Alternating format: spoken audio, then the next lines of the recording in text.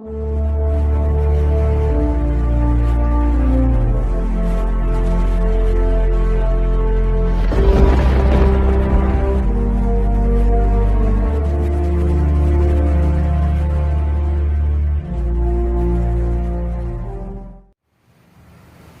స్తోత్రం. హల్లెలూయా. ప్రభునామానికి స్తోత్రాలు. మరి ఆన్లైన్ ఆరాధన ద్వారా మరి ఆదివార విశ్రాంతి దినాన మరి కూడి తమ తమ గృహాలలో కూడి ఉన్న ప్రతి సహోదరులకు సహోదరులకి బిడ్డలందరికీ కూడా నా ప్రేమపూర్వకమైన వందనాలు. దేవుని యొక్క దివ్యాశిష్యులు మీ జీవితంలో కలుగునుగాక. ఆమేన్. సోదరి సోదరులారా, మరి దేవుని యొక్క మహా గొప్ప కృపైన ప్రేమను బట్టి ఈరోజు గడిచిన వారమంతలను ప్రభువును కాపాడి మరి ఒక విశ్రాంతి దిన ఆరాధనకు మన ఇక్కడ కూడి ఆరాధించుకునే ధన్యతనిచ్చిన దేవాది దేవునికి మహిమ కలుగును గాక. హల్లెలూయా. మరి కరోనా వైరస్ వల్ల ఈరోజు లాక్డౌన్ వల్ల మనందరం కూడా గృహాలకే పరిమితమయ్యాం. మనందరం భారంగా ప్రార్థన చేద్దాం. మన శుక్రవారం వాక్యం ద్వారా మరి ఉపవాస ప్రార్థనలో చేస్తున్నామని చాలామంది ఫోన్ చేశారు. మరి ఆ వాక్యాన్ని బట్టి అయ్యా మేము కూడా ఉపవాసం ఉంటాం, ప్రార్థన చేయండి అని అడిగారు. దయచేసి ఇంకెవరన్నా ఉపవాస ప్రార్థన చేయాలంటే మాతో సంప్రదించి మీ గృహాల్లో కనీసం 3 రోజులు 7 రోజులు మీ ఇష్టం, ఖచ్చితంగా ప్రతి ఒక్కరూ ప్రార్థన చేయండి. అలా సాక్ష్యాల గురించి చెప్పగా మరొక స్పందించి వారు సాక్ష్యం చెప్పారు. మరి ఇంకా చూస్తే దేవుని చిత్తమైతే ఇంకా అనేకమైన మరి కార్యక్రమాలు ప్రభు చిత్తమైతే అందించాలని ప్రయాసపడుతున్నాం. అందుకే మన దగ్గర అంత ఎక్విప్మెంట్స్ లేకపోయినా మరి మన దగ్గర సహోదరుల సహకారం వల్ల మరి కేవలం మొబైల్ ద్వారానే ఈ వాక్యాలు నిర్మించడం జరుగుతుంది. అది పరిశుద్ధాత్మ దేవుని యొక్క సహాయం. మన బలం కాదు, మన శక్తి కాదు, మన జ్ఞానం కాదు. ఇది కేవలం ఆయన కృపనే నేను నమ్ముచున్నాను. సోదరి సోదరులారా, మరి సమయంలో మనం ఆరాధన మొదలు పెట్టుకుందాము. దయచేసి అందరూ కూడా నాతో ప్రార్థనలో ఏకీభవించవలసిందిగా కోరుచున్నాను. ప్రార్థన. మహాగణుడు అయిన తండ్రి, మహోన్నతుడైన ప్రభువా, నీ ఘనమైన ప్రేమ కలిగిన ప్రభావం కలిగిన అధికారం కలిగిన నీ పరిశుద్ధమైన నామమునికి స్తోత్రాలు ప్రభా. యెహోవా పరిశుద్ధుడు, పరిశుద్ధుడు, పరిశుద్ధుడు, పరిశుద్ధుడు, పరిశుద్ధుడు అంటూ గాన ప్రతిగానముల మధ్య స్తుతిగానాలు పొందుతున్న గొప్ప దేవుడా, తండ్రియు కుమార పరిశుద్ధాత్మ త్రియేక దేవుడా, యేసురాజా నీ పరిశుద్ధమైన నామమునకు స్తోత్రాలు తండ్రి. ఈరోజు నేను ఆదివారం విశ్రాంతిని ఆరాధన కొరకు మమ్మల్ని ప్రభా సిద్ధపాటు చేసిన గొప్ప కృపను బట్టి నీకు వందనాలు. ఈరోజు ఈ కరోనా వైరస్ వల్ల ప్రభా మేమందరం గృహాలకి పరిమితమై ఈరోజు ఈ ఆన్లైన్ ఆరాధన ద్వారా మేమందరం ఆరాధించుకుంటుండగా ఎవరైతే నా ప్రభా ఏ ప్రాంతాల్లో మొబైల్ ద్వారా కానీ మరి కంప్యూటర్ ద్వారా కానీ టీవీలో కానీ మరి యొక్క ప్రోగ్రామ్ వాచ్ చేస్తున్నారు, ఫేస్బుక్ ద్వారా, యూట్యూబ్ ద్వారా, వాట్సాప్ ద్వారా, వారందరూ కూడా మందిరంలో సన్నిధిలో ఉన్నంత కాపుదల ఉంచమని ప్రార్థన చేస్తున్నాను.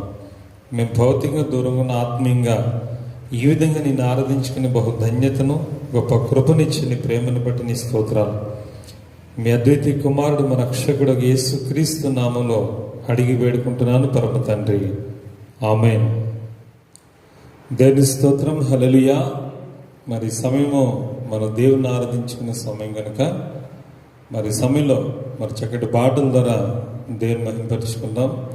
మరి మీ గృహాల్లో అందరూ కూడా ప్రతి ఒక్కరు కూడా పాటలు వచ్చిన వాళ్ళు మరి మేము పాడుతున్నాము. ఇది సినిమా చూసినట్టు కాకుండా మాతో పాటు ఆరాధనలో ఏకీభవించాలి. వచ్చిన రాపైన పాడడానికి ప్రయత్నం చేయండి. దానివల్ల దేవుడు మహిమపరచబడతారు. దేవునికి మహిమ కలుగును గాక. ఆమేన్. స్తోత్రం.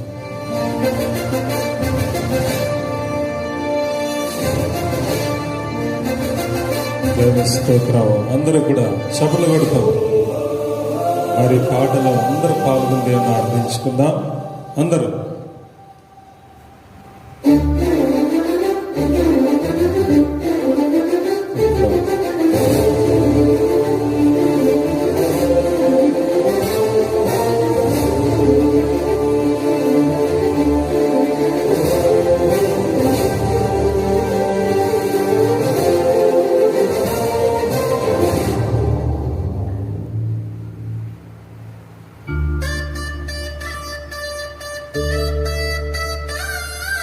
అందరు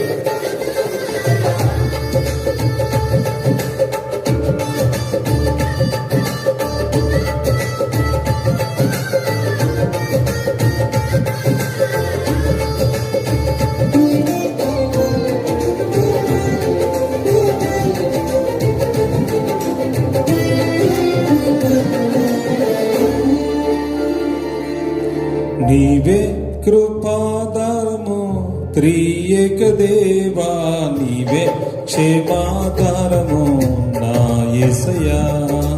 నీవే కృపాధారము త్రియేక దేవా, నీవే క్షేమాధారము నా యేసయ్యా.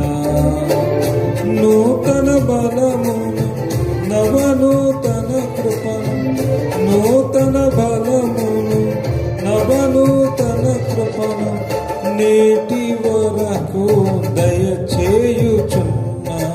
నిన్నే ఆరాధింతును పరిశుద్ధుడా, ఈ స్తోత్ర గీతం నీకేనయా. నీవే కృపాధారము త్రియేక దేవా, నీవే క్షేమాధారము నా యేసయ్యా.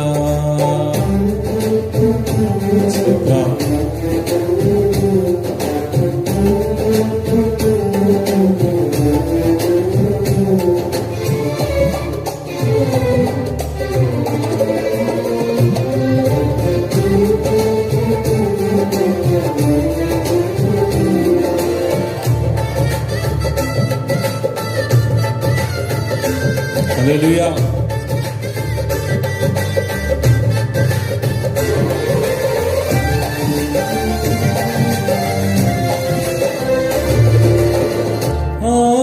ఆనందించితిని అనురాగ బంధాల ఆశ్రయపురమైన నీలో నేను.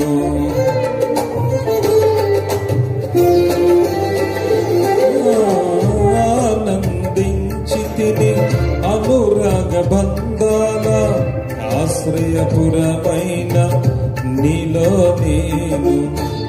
ఆకర్షించితివి ఆకాశము కంటే ఉన్నతమైన నీ ప్రేమను చూపి.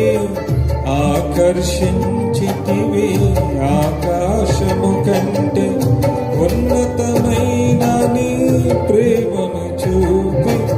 ఆపదలెన్నో అలుముకున్నను అభయమునిచ్చితివి.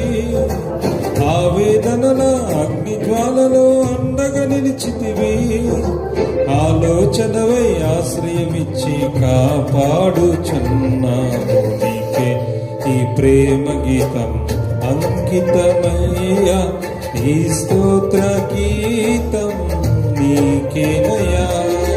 నీవే కృపాధారము త్రియేక దేవా, నీవే క్షేమాధారము నా యేసయ్యా. నీవే కృపాధారము త్రియేక దేవా, నీవే క్షేమాధారము నా యేసయ్యా. నూతన బలమును నవనూతన కృపను, నూతన బలమును నవనూతన కృపను నేటి వరకు దయచేయుచున్నావు. నిన్నే ఆరాధింతును పరిశుద్ధుడా, ఈ స్తోత్ర గీతం నీకేనయా. నీవే కృపాధారము త్రియేక దేవా, నీవే క్షేమాధారము నా యేసయ్యా. స్తోత్రం.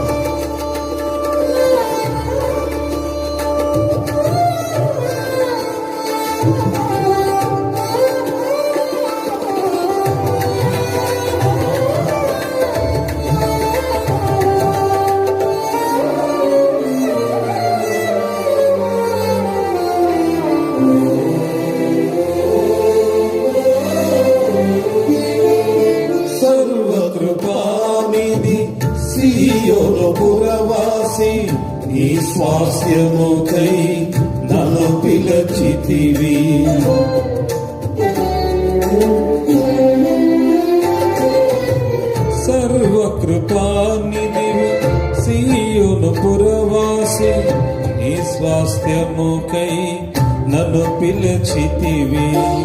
సిలువను మోయుచు నీ చిత్తమును నెరవేర్చెదను సహనము కలిగి. సిలువను మోయుచు నీ చిత్తమును నెరవేర్చెదను సహనము కలిగి. శిథిలము కాని సంపదలెన్నో నాకై దాచితివి. సాహసమైన గొప్ప కార్యములు నాకై చేసితివి. సర్వశక్తి గల దేవుడవై నడిపించుచున్నావు. నిన్నే ఆరాధింతును పరిశుద్ధుడా. ఈ స్తోత్ర గీతం నీకేనయా. నీవే కృపాధారము త్రియేక దేవా. నీవే క్షేమాధారము నా యేసయ్యా.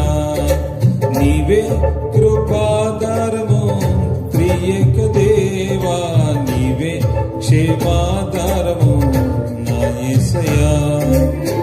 నూతన బలమును నవనూతన కృప, నూతన బలమును నవనూతన కృప నేటి వరకు దయచేయుచున్నావు. నిన్నే ఆరాధింతును పరిశుద్ధుడా. ఈ స్తోత్ర గీతం నీకేనయా. నీవే కృపాధారము త్రియేక దేవా. నీవే క్షేమాధారము నా యేసయ్యా.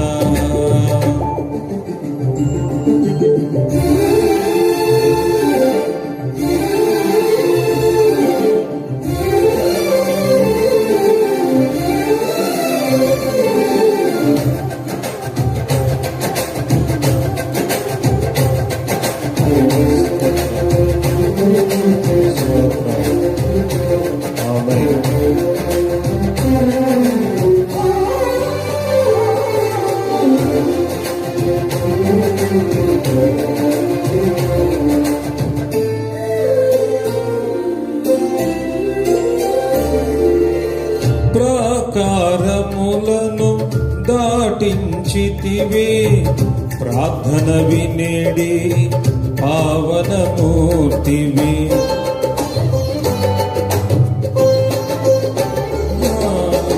ప్రాకారములను దాటించితివి.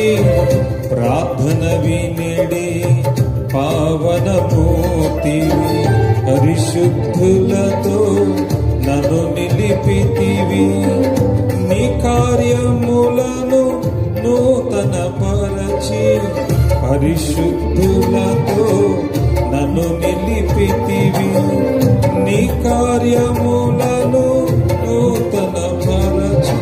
పావనమైన జీవన యాత్రల విజయమునిచ్చితివి. పరమరాజ్యముల నిలుపుట కొరకు అభిషేకించితివి. పావనుడా నా అడుగులు జారక స్థిరపరచినావు.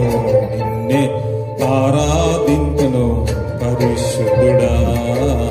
ఈ స్తోత్ర గీతం నీకేనయా. నీవే కృపాధారము త్రియేక దేవా. నీవే క్షేమాధారము నా యేసయ్యా. నీవే కృపాధారము త్రియేక దేవా. నీవే క్షేమాధారము నా యేసయ్యా. నూతన బలమును నవనూతన కృపను, నూతన బలమును నవనూతన కృపను నేటి వరకు దయచేయుచున్నావు. నిన్నే ఆరాధింతును పరిశుద్ధుడా. ఈ స్తోత్ర గీతం నీకేనయా. నీవే కృపాధారము త్రియేక దేవా. నీవే క్షేమాధారము నా యేసయ్యా. తల్లి గర్భమందు నన్ను నిర్మించిన దేవా. ఒకనాడు నన్ను చూసి మురిసిన దేవా. దేవా దేవా ఆ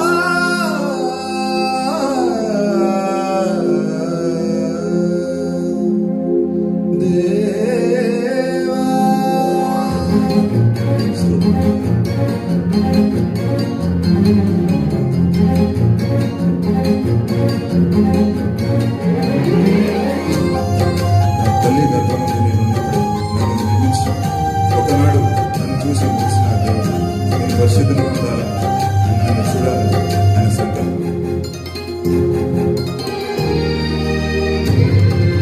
తల్లి గర్భమందు నన్ను నిర్మించిన దేవా ఒకనాడు నన్ను చూసి ముగిసిన దేవా పరిశుద్ధునిగా నన్ను చూడాలని అనాది కాలంలో నీ సంకల్పం దేవా.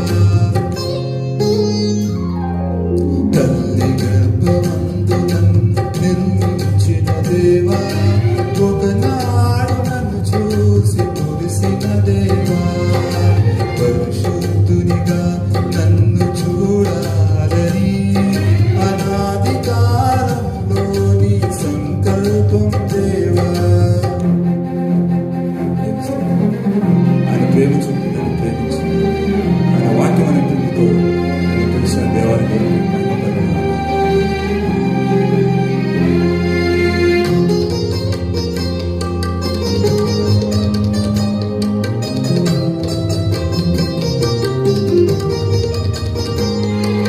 నీ ప్రేమను చూపి నన్ను ప్రేమించి నీ వాక్యమను పిలుపుతో పిలిచావు దేవా.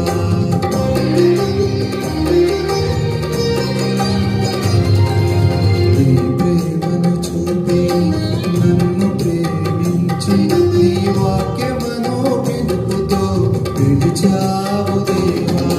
పాపమనే భూమిలో చిక్కిన నన్ను నా చేయి పట్టి లేవనెత్తి నిలిపావు దేవా. వాక్యమనే పాలతో కడిగావు దేవా. నీ మాటలు విడిచి నిన్ను సేవించదా.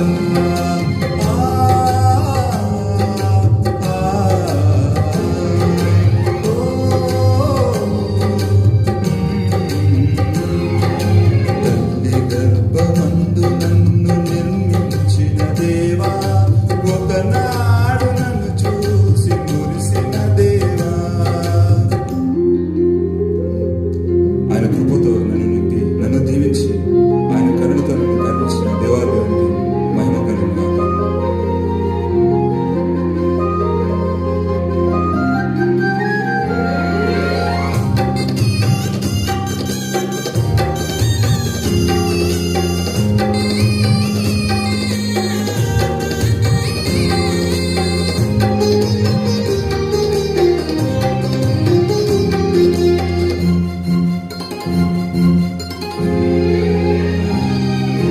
నీ కృపతో నింపి నన్ను దీవించి నీ కరుణతోనే కరుణించావు దేవా.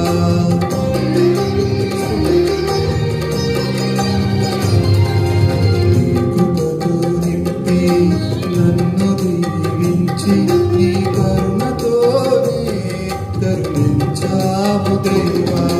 బండరాయిగా మారిన నన్ను శిల్పకారివై నన్ను మలిచావు దేవా. క్రీస్తు ప్రేమను ఇలా వెదజ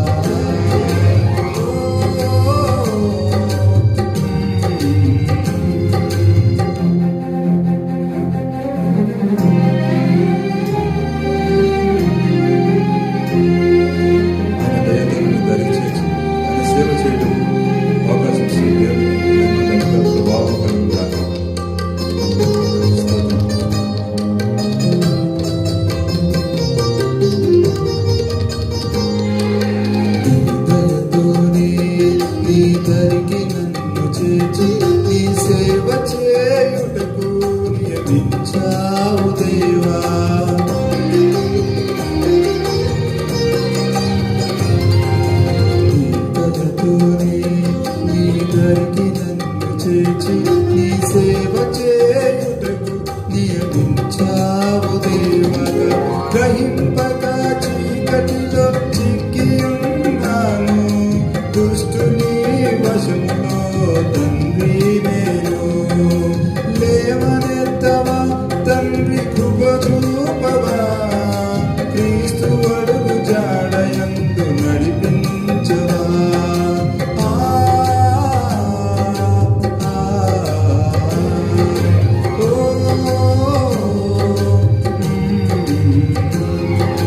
తల్లి గర్భమందు నన్ను నిర్మించిన దేవా, ఒకనాడు నన్ను చూసి కురిసిన దేవా. పరిశుద్ధునిగా నన్ను చూడాలని అనాది కాలములో నీ సంకల్పం దేవా.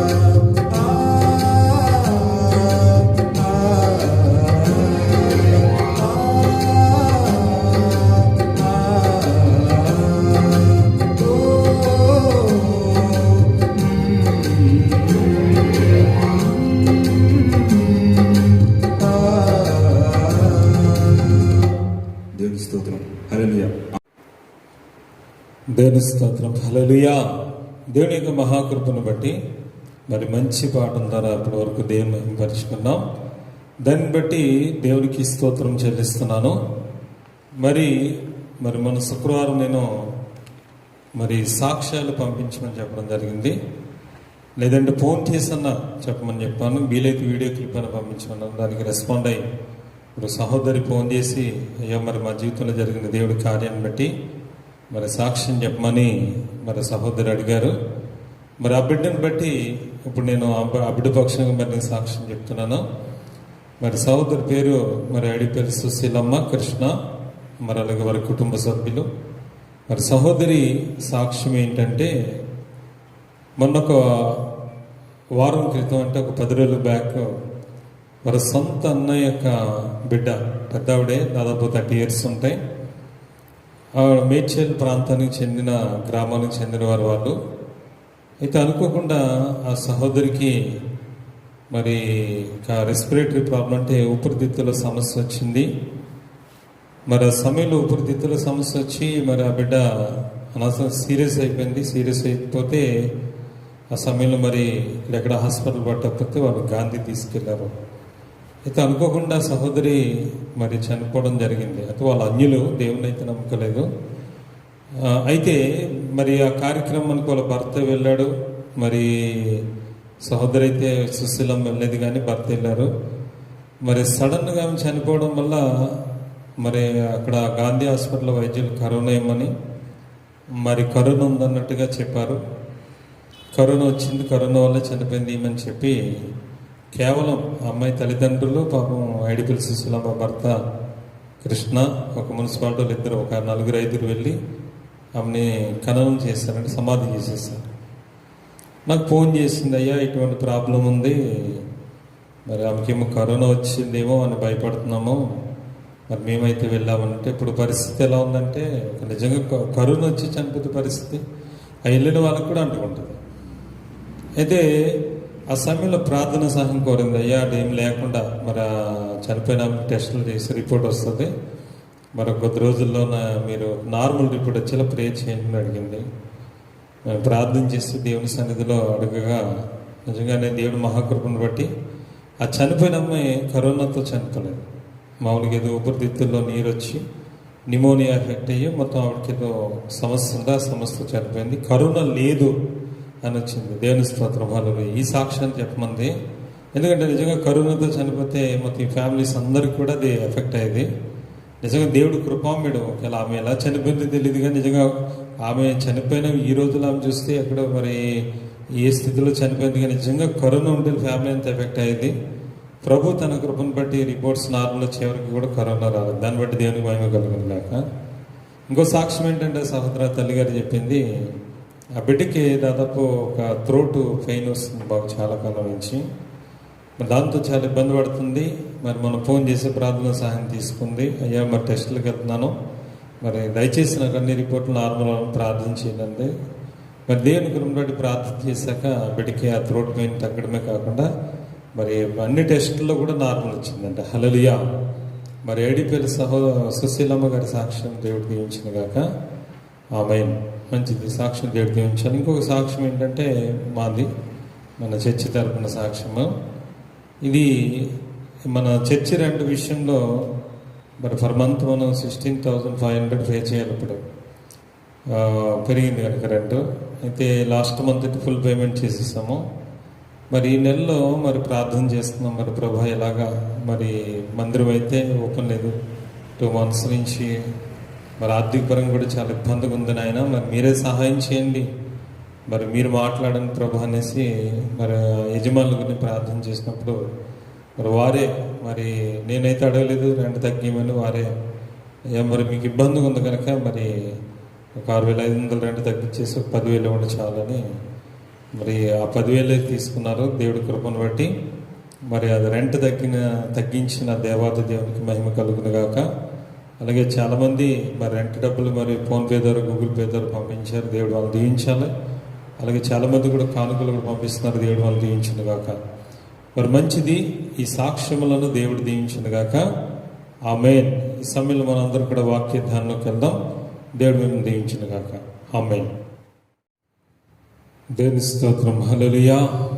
దేవుని యొక్క మహా గొప్ప కృపను బట్టి ఈ సమయంలో మనమందరం కూడా బైబిల్ వాక్య ధ్యానంలోకి వెళ్దాం.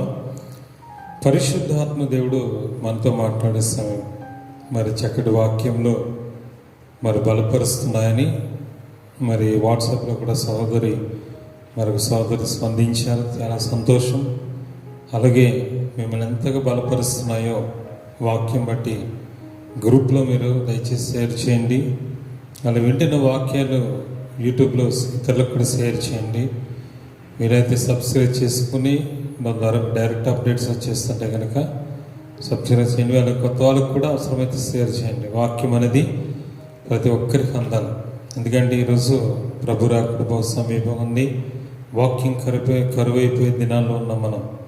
కొద్ది రోజులకి ఈ అవకాశం కూడా ఉంటుందో లేదో తెలియదు కనుక దయచేసి మరి దీపం ఉన్నప్పుడు ఇల్లు చక్కబెట్టుకోవాలన్నట్టుగా మరి సమయం ఉన్నప్పుడే మనం ఖచ్చితంగా స్వార్థ ఎక్కువగా చాటించాలి. మరి మీరందరూ ఇందులో పాలుభాగస్తులు అవుతారని నేను నమ్ముచున్నాను.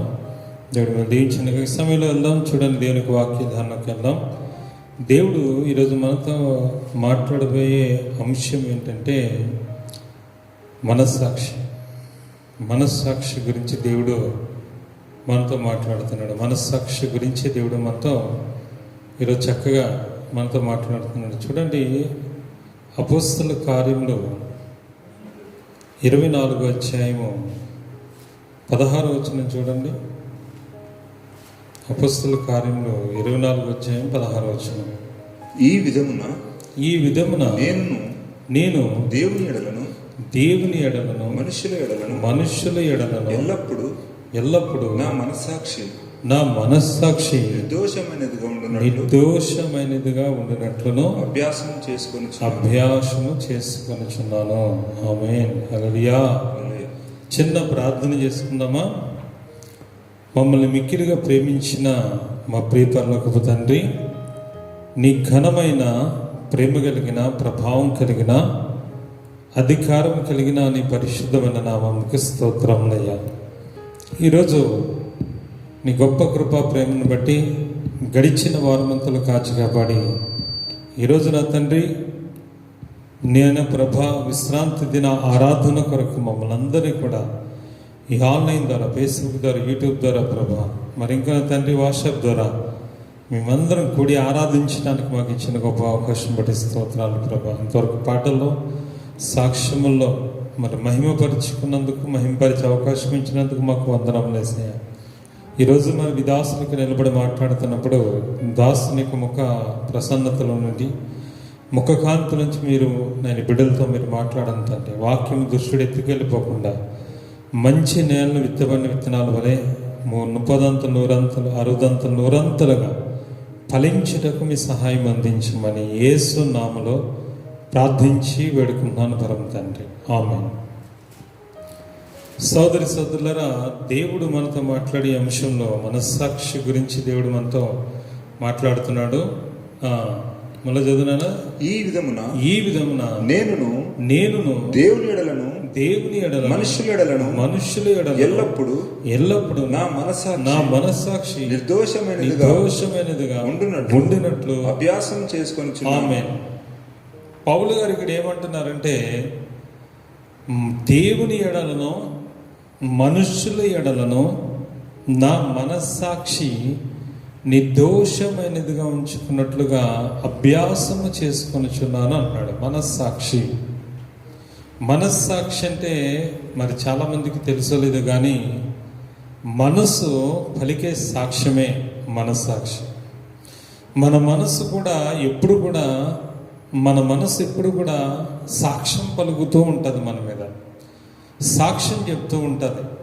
లోపల నా మనసు ఎప్పుడు కూడా సాక్ష్యం చెప్తూ ఉంటుంది మన గురించి, మన ఆలోచనల గురించి, మన తలంపుల గురించి సాక్ష్యం చెప్తుంటుంది. ఇదిగో ఇది వద్దు. ఏదైనా మనం తప్పు చేస్తున్నప్పుడు మన మనస్సాక్షి హెచ్చరిక చేస్తుంది, గద్దిస్తుంది. చూడండి, మనస్సాక్షి గద్దిస్తూ ఉంటుంది. మనస్సాక్షి ఇది తప్పు అని మనకు తెలియజేస్తుంటుంది. అయినా సరే మనస్సాక్షిని చంపుకుని మనం ఆ పాపంలో పడిపోతుంటాం. ఇది మనస్సాక్షి లేదురా అంటారు. అంటే అర్థం ఏంటి? మనస్సు ఆ వ్యక్తిని గద్దిస్తలేదు అని అర్థం. ప్రతి మనిషికి కూడా దేవుడు అంతర్లీనంగా మనస్సాక్షిని ఉంచాడు. ప్రతి వస్తువులో ఖచ్చితంగా ఒక మిషనరీ పనిచేస్తుంటారు. మన మానవుడు తెలుస్తున్నారు. రైలు ఇంజిన్ ఉంది, అంత పెద్ద ట్రైన్ లాగానంటే ముందుగా ఒక ఇంజిన్ భాగం ఉంటుంది, అందులో ఒక ఇంజిన్ సిస్టమ్ ఉంటుంది. అది పని చేస్తుంటే అది బయటికి కనపడదు, కానీ అది పని చేస్తుంటుంది. అంత పెద్ద ట్రైన్ లాగుతుంటుంది. ఫ్యాన్ ఉంది, ఫ్యాన్లో వైండింగ్ సిస్టమ్ ఉంటుంది, బయటికి కనపడదు, కానీ అది ఆ వైండింగ్ సిస్టంలో ఫ్యాన్ తిరుగుతుంది, మనకు పైకి తిరిగి ఫ్యానే కనపడుతుంది. అలాగే ఈరోజు అంతర్లీనమైన వ్యవస్థే మనస్సాక్షి. మనిషిలో ఉన్న అంతర్లీనమైన వ్యవస్థ పేరేంటంటే ఈ మనస్సాక్షి. దేవుడు ప్రతి మనిషిలో కూడా ఈ మనస్సాక్షిని ఉంచాడంటే, మనస్సు పలికే సాక్ష్యం. మన మనస్సే మన మీద సాక్ష్యం పలుకుతూ ఉంటుంది. నిజం, మన మనసు ఎప్పుడు కూడా మన మీద సాక్ష్యం పలుకుతుంటుంది. వద్దు, ఇది తప్పు చేస్తున్నాడు వద్దు అంటది, చూస్తున్నావు చూడొద్దు అంటది, నువ్వు అబద్ధాలు ఆడొద్దు అంటది, కోపగించినప్పుడు ఇట్లా కోపగించుకోవద్దని చెప్తుంటుంది. ఇదిగో నువ్వు ప్రార్థన చేస్తలేదని చెప్తుంటుంది, అయ్యో నువ్వు ఇలా వెళ్తున్నది మంచిది కాదు అని చెప్తుంటుంది. ఇలాగా అనేక మార్లు మన మనస్సాక్షి మనల్ని గద్దిస్తూనే ఉంటుంది, హెచ్చరిక చేస్తూనే ఉంటుంది. మన మనస్సాక్షి ఎప్పుడు కూడా మనతో మాట్లాడుటకు ప్రయత్నం చేస్తూ ఉంటుంది. హల్లెలూయా. మన మనస్సాక్షి మనతో ఎప్పుడు మాట్లాడడానికి ప్రయత్నం చేస్తుంది. మన మీద దోషారోపణ చేస్తుందట. మన మనసు దోషారోపణ చేస్తుంది. చూడండి, మొదటి యోహాను 3వ అధ్యాయము 20 వచనం చూడండి. మొదటి యోహాను 3వ అధ్యాయం 20. స్తోత్రం కలుగును. ప్రియులారా, మన హృదయము మన యందు దోషారోపణ చేయని ఎడల దేవుని ఎదుట ధైర్యము గలవారమగుదుము. ఆమేన్. హల్లెలూయా. మన మనస్సాక్షి ఎప్పుడు కూడా మన మీద దోషారోపణ చేస్తుంటదట. దోషారోపణ చేస్తాం. మన హృదయం అంటే, మనస్సాక్షి అంటే హృదయమే, మన మీద ఎప్పుడు దోషారోపణ చేస్తుంటది. మనం చేసే తప్పును ఎవరో కాదు, మన మనస్సాక్షి గద్దిస్తూ ఉంటుంది. కానీ చాలామంది ఈ మనస్సాక్షిని చంపుకుంటారు. ఈ మనస్సాక్షి చెప్పే మాట వినరు. ఈ మనస్సాక్షి చెప్పినట్టు నడిస్తే నిజంగానే మన జీవితంలో చాలా వరకు పాపములు అనేవి మన జీవితంలో రావు. సరికాదు కదా, దేవునికి ఆజ్ఞ ప్రకారం జీవిస్తాం.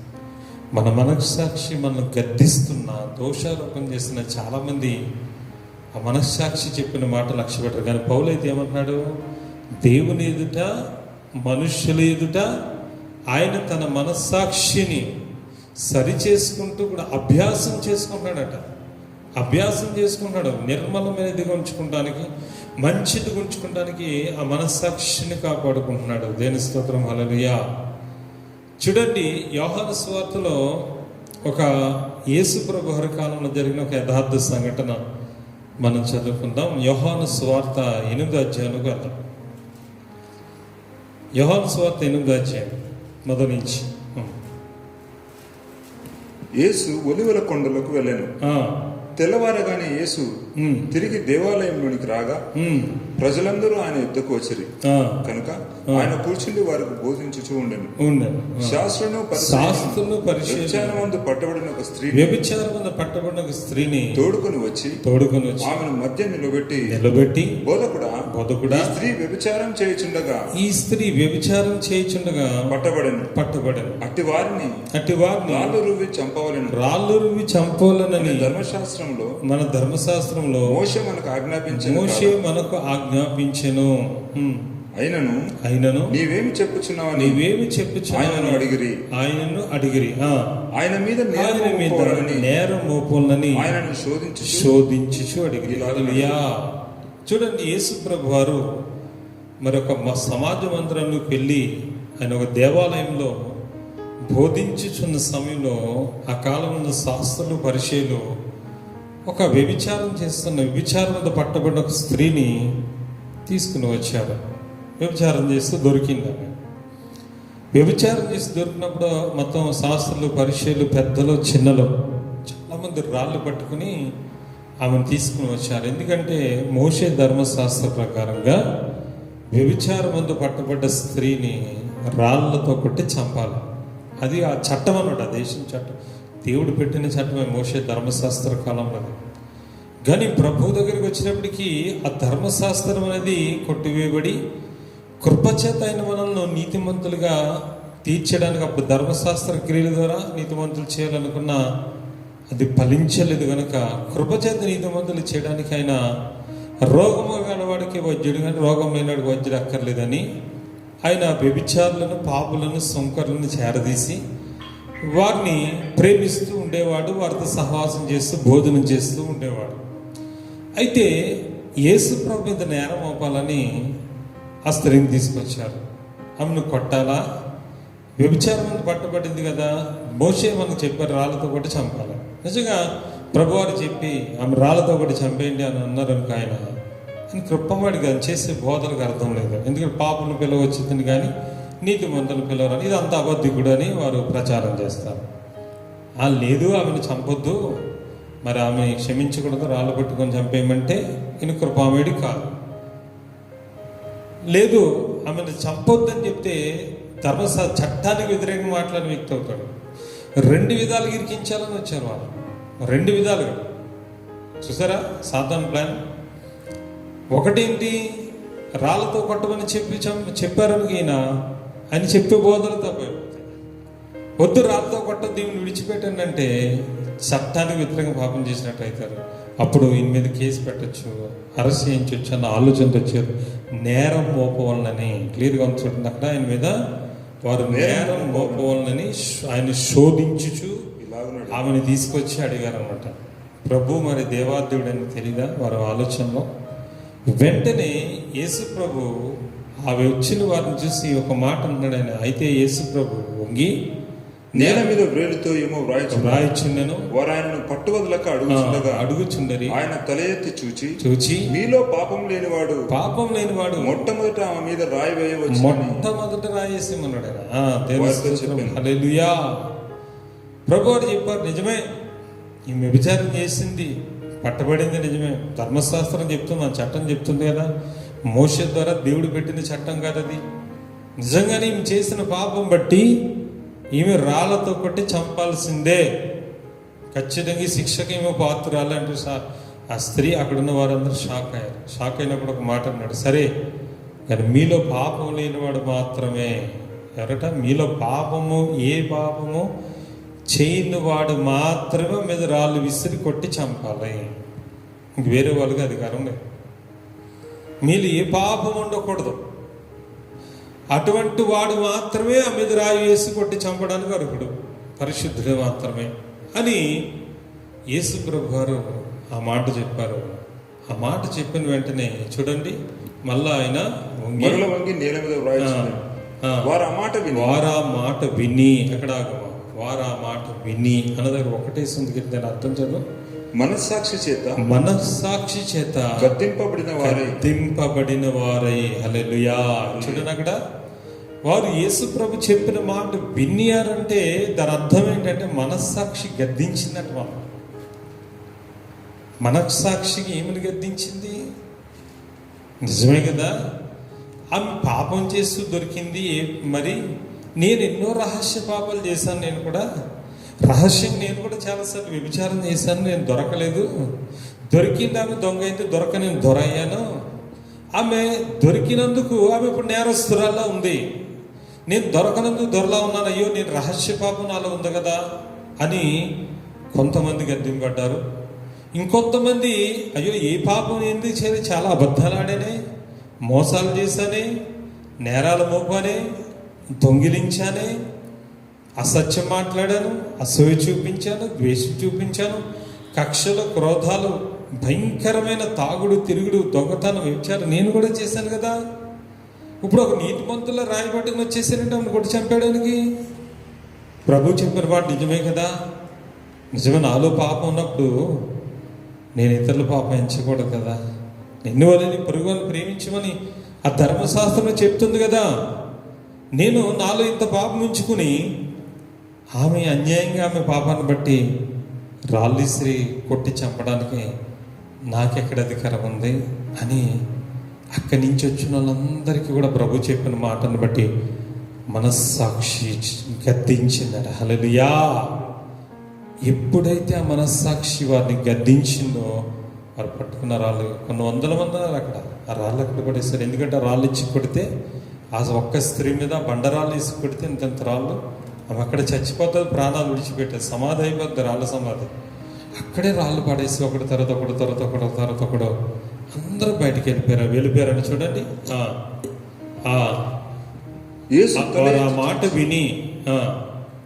వారు ఆ మాట విని పెద్దవారు మొదలుకొని చిన్నవారు ఒకరి వెంట ఒకడు బయటికి వెళ్ళిపోయారు. యేసు ఒక్కడే మిగిలిను. ఆ స్త్రీ మధ్యలో నిలవబడి ఉండెను. యేసు తల ఎత్తి చూసి అమ్మా వారు ఎక్కడున్నారు, ఎవరునూ నీకు శిక్ష దింపలేదా అని అడిగినప్పుడు ఆమె లేదు ప్రభువా నేను. అందుకు యేసు నేను నీకు శిక్ష విధింపను గాని నువ్వు వెళ్ళి ఇక పాపం చేయకమని. ఆమేన్. హల్లెలూయా. చూడండి సోదరుడా, యేసు ఎంత ప్రేమ, ఎంత భయంకరమైన పాపని క్షమించాడు. సరే, ఇప్పుడు ఇక్కడ చూస్తే వారు మనస్సాక్షి చేత గద్దింపబడి ఆ రాళ్ళు అక్కడే పారవేసి వారు ఒకరి వెంట ఒకరు వెళ్ళిపోయారు. అంటే మనస్సాక్షి చెప్పిన మాట లోబడ్డారు లేదా? లోబడ్డారు కదా. చెప్పాలంటే వారు నీతిమంతులయ్యారు అక్కడ. దేవుని స్తోత్రం. హల్లెలూయా. ప్రభునామములో వారందరూ నీతిమంతులు అయ్యారు అనుకుంటున్నాను. ఎందుకంటే మనస్సాక్షి ద్వారా దేవుడు గద్దించాడు. మనస్సాక్షిలో నిజంగా చెప్తున్నాను, రెండు స్పిరిట్స్ ఉంటాయి మనలో. ఒకటి యాంటీ స్పిరిట్, ఒకటి పాజిటివ్ స్పిరిట్ ఉంటుంది. ఒకటి నెగిటివ్ స్పిరిట్ ఉంటుంది, ఒకటి పాజిటివ్ స్పిరిట్ ఉంటుంది. నెగిటివ్ స్పిరిట్ ఎప్పుడు కూడా మనల్ని పాపం చేయడానికే ప్రేరేపిస్తుంటుంది. పాజిటివ్ స్పిరిట్ ఎప్పుడు కూడా అది వద్దని ఖండిస్తూ ఉంటుంది. రెండు మనసులు పనిచేస్తుంటాయి. ఉదాహరణకు ఒక చిన్న ఉపమానం చెప్తాను. ఒక పెద్ద పోలీస్ దొరగారు ఉన్నారు, పోలీస్ ఆఫీసర్ ఉన్నారు. ఆయన ఆ కాలంలో ఆయన చాలా గొప్ప పోలీస్ ఆఫీసర్. అయితే ఆ ఇంట్లో ఒక నౌకరు ఉన్నాడు.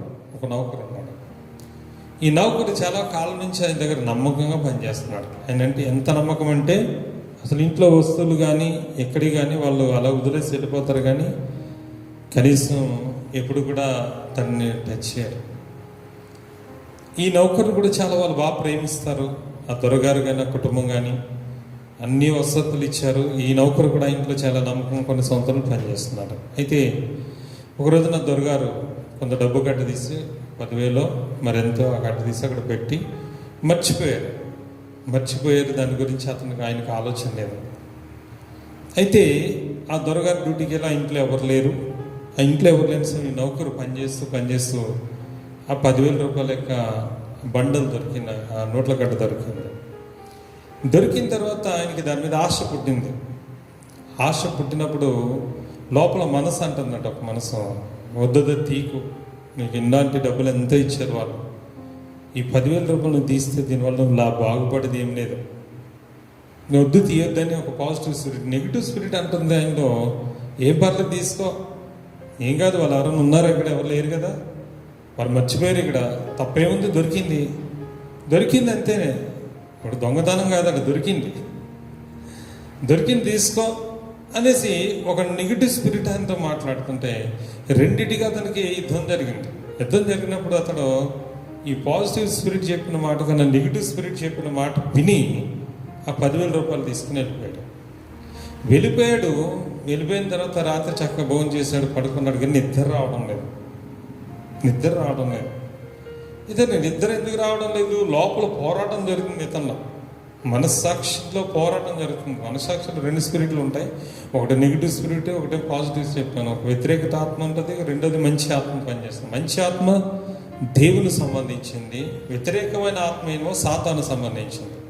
ఎక్కువ మనలో దేవుని సంబంధించిన మంచి ఆలోచనలు చంపేసి ఈ చెడు ఆలోచన మన ఎక్కువైపోతుంటాయి. మనస్సాక్షిలో వచ్చే చెడు ఆలోచన మంచి ఆలోచన చంపేస్తాయి. కనుక మన చెడు ప్రభావానికి గురైపోయి మన పాపంలో పడిపోవడానికి మన మనస్సాక్షి పాడైపోవడమే కారణమవుతుంటుంది. పాపం అనేది ఏదో మన మనస్సాక్షి దానికి లోబడిలా చేస్తుంది. చూడండి, ఆ నౌకరికి ఆ మనస్సాక్షి దాని మీద ఆశ పుట్టేలా చేస్తే దానికి లోబడ్డాడు. ఇంటికి వచ్చిన తర్వాత ఇంకో మనస్సాక్షి మాట్లాడి, చూసా ఇంత అన్యాయం చేశాను, తప్పు కదా, ఇంత నేను సొంత బిడ్డలా చూసుకుంటారు, అటువంటి ఇంట్లో దొంగతనం చేసావే, తప్పు కదా, తీసుకెళ్ళి మరి రేపొద్దున ఆ దొరగారితో నీ తప్పు ఒప్పుకొని ఇచ్చేసే అని ఆ పాజిటివ్ స్పిరిట్ మాట్లాడుతుంది. మంచి ఆత్మ మాట్లాడుతుంది. లోపల ఇంకో స్పిరిట్ మాట్లాడుతుంది, ఏంటి ఆ డబ్బులను తీసుకెళ్ళామంటే అతను ఊరుకుంటాడా? ఇంతకుముందు ఎన్నిసార్లు తీసేయాలా డబ్బులు? ఇంతకుముందు ఎన్ని డబ్బులు దొంగిలించి అసలు పోలీసు ఆయన తీసుకెళ్ళి నేను కేసులో పెట్టి జైల్లో అరెస్ట్ చేస్తారు, జాగ్రత్త అన్నాను. రేపు పొద్దుట దాని గురించి ఎంక్వైరీ అయితే పరిస్థితి ఏంటి అని మంచి స్పిరిట్ మాట్లాడుతుంది. ఏం లేదు, వాళ్ళు ఏం చూడు రాలేదు, నీకేం భయం లేదు, వాళ్ళతో చెప్పనవసరం లేదు. నెగిటివ్ స్పిరిట్ అంటే ఇలాగా అతను సతమతం అయిపోతున్నాడు. రాత్రి అంతా నిద్రపట్టలేదు. అతను మనశ్శాంతి లేదు. తెల్లవారుతను చూశాడు. ఇంకొక నిర్ణయం తీసుకుని మంచి స్పిరిట్ చెప్పిన మాటేనమాట, ఇక నేను ఆ తప్పు ఒప్పుకుంటాను, దొరగారి దగ్గరికి వెళ్ళి ఆయన కాళ్ళ మీద పడతాను అని వెంటనే తెల్లవారు తీసిపోయి తను తీసిన డబ్బులు తీసుకుని 10,000 రూపాయలు ఆ నోట్ల బండను తీసుకుని దొరగారి దగ్గరికి వెళ్ళి తన కాళ్ళ మీద పడిపోయాడు. నిజంగా చెప్తున్నాను, ఆ దొరగారికి కూడా విషయం తెలియదు, ఆయన ఎప్పుడో మర్చిపోయాడు. అయ్యా, నేను ఈ విధంగా జరిగింది, రాత్రంతా నన్ను నిద్ర లేదన్నమాట. ఏమయ్యా అంటే నాకు ఇద్దరు భయంకరంగా కొట్లాడారు రాత్రంతా. ఎందుకయ్యా, ఎవరు నీతో కొట్లాడింది అంటే నా మనస్సాక్షిలో ఉన్న 2 ఆత్మలు కొట్లాడినాయ్యా. ఎందుకంటే ఇదిగోనయ్యా, ఈ డబ్బులు ఇలా దొంగతనం చేశాను, ఇంటికి తీసుకున్న మనశ్శాంతి లేదు, తర్వాత పశ్చాత్తాపడి నా మనస్సాక్షి నన్ను గద్దించింది, ఇదిగో మీ డబ్బులు తెచ్చిస్తున్నాను అని అంటే నిజంగా దొరగారు చాలా సంతోషించి బల నమ్మకం మంచి దాసుడని అతన్ని క్షమించి నిజంగా ప్రేమతో చేర్చుకుని అతడికి అనేకమైన బహుమానాలు ఇచ్చారు, నమ్మకం పెట్టుకున్నారు. తన తప్పు ఒప్పుకున్నాడు కనుక సరి చేసుకుని మనస్సాక్షి గద్దించిన ఆ మాటకు లోబడ్డాడు, నీతిమంతుడయ్యాడు. దొరగారి ఇంట్లో ఇంకా నమ్మకత్వం పెరిగింది. దేని స్తోత్రం, హల్లెలూయా.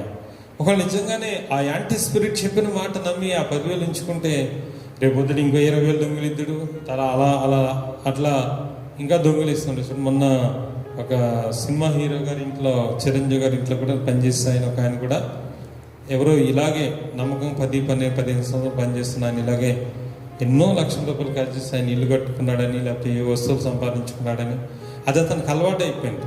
ఎందుకంటే వాళ్ళు డబ్బు ఉన్న వాళ్ళు మెల్లమెల్లగా తీయడం అలవాటు చేసుకున్నాడు. అక్కడ అలా ఒకరోజు 20,000 తీసాడు, 10,000 తీసాడు, 1,00,000 తీసాడు. ఇంకా ఒకరోజు అయితే ఏకంగా 5 లక్షలు తీసేశాడు. ఎంత కోటీశ్వర్లను లెక్క ఉంటుందా?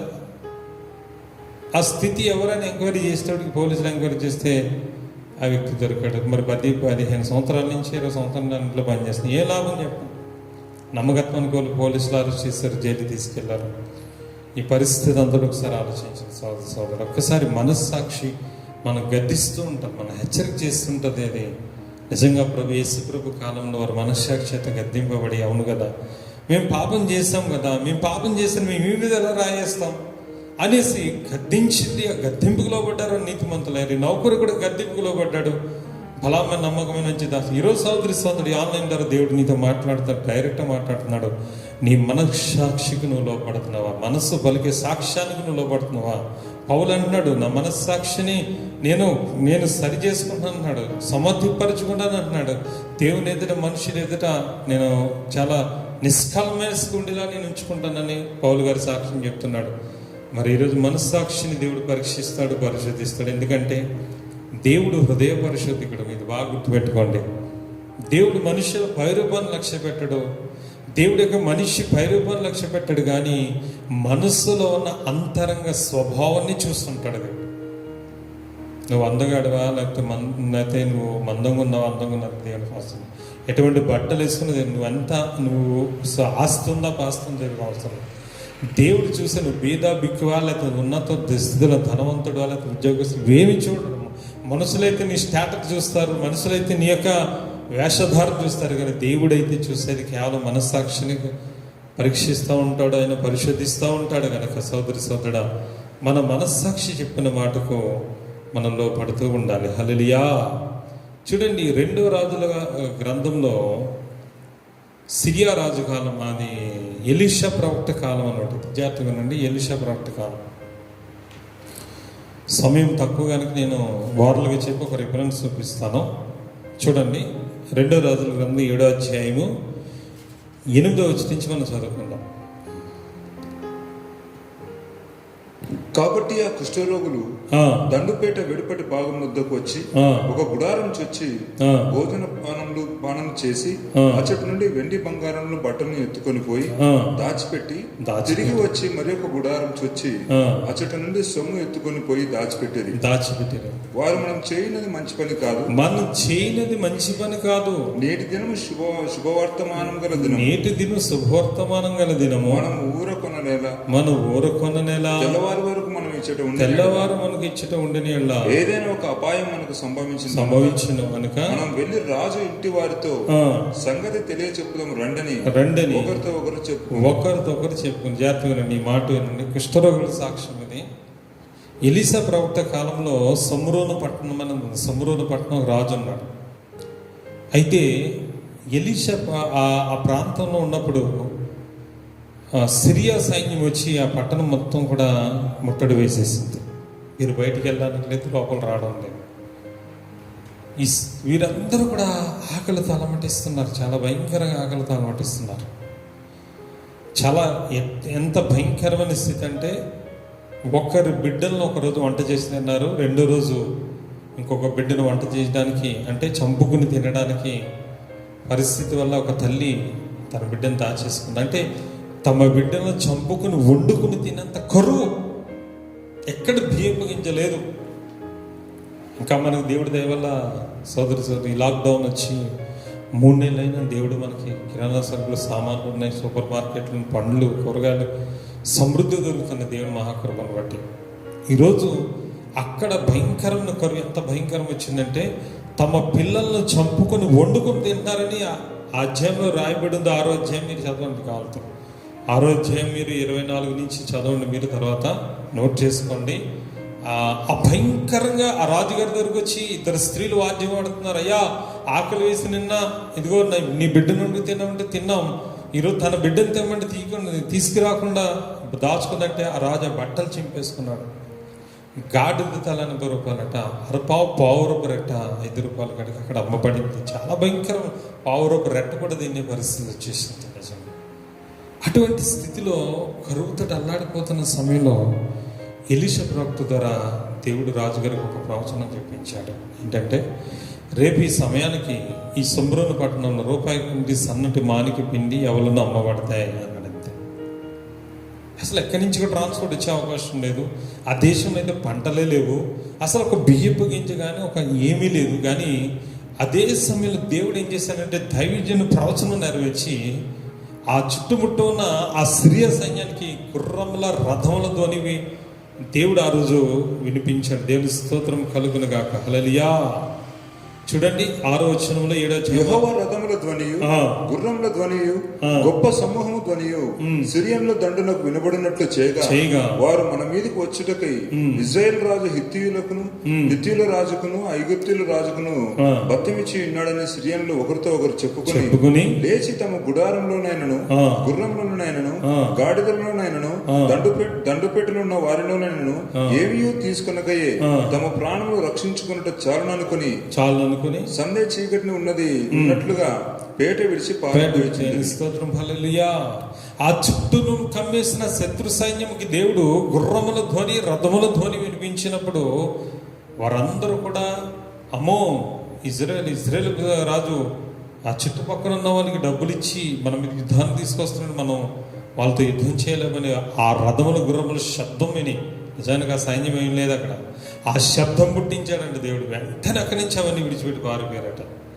ఏమి తీసుకోవాలి, ఎంతో ఆహారం, ఎందుకంటే యుద్ధం అంటే చాలా నెలలు జరుగుతుంది కనుక వారు సమృద్ధిగా ఆహారం తెచ్చుకున్నారు, ధాన్యం తెచ్చుకున్నారు, ఎవరు తెచ్చుకున్నారు, గోధుమ పిండి తెచ్చుకున్నారు, టన్నులు ఉంది అక్కడ. ఈ సముద్రం దేశంలో ఒక బియ్యం గింజ కూడా లేదు, పరిస్థితి ఘోరంగా ఉంది. అప్పుడు వారు పారిపోయాక కొంతమంది కుష్ఠరోగులు అక్కడి నుంచి వెళ్ళారు. అయ్యో ఎక్కడున్నా చచ్చిపోతున్న శత్రువుల దగ్గరికి వెళ్ళి కొంచెం ఆహారం అడుగుదామని వెళ్ళేటప్పటికి ఆ కుష్ఠరోగులు ఆ సైన్యం దగ్గరికి వెళ్ళేటప్పుడు అక్కడ ఏమీ అక్కడ చూడండి, వారు వెళ్ళి ఆ గుడారంలోకి వెళ్తారట, ఏమీ లేదట.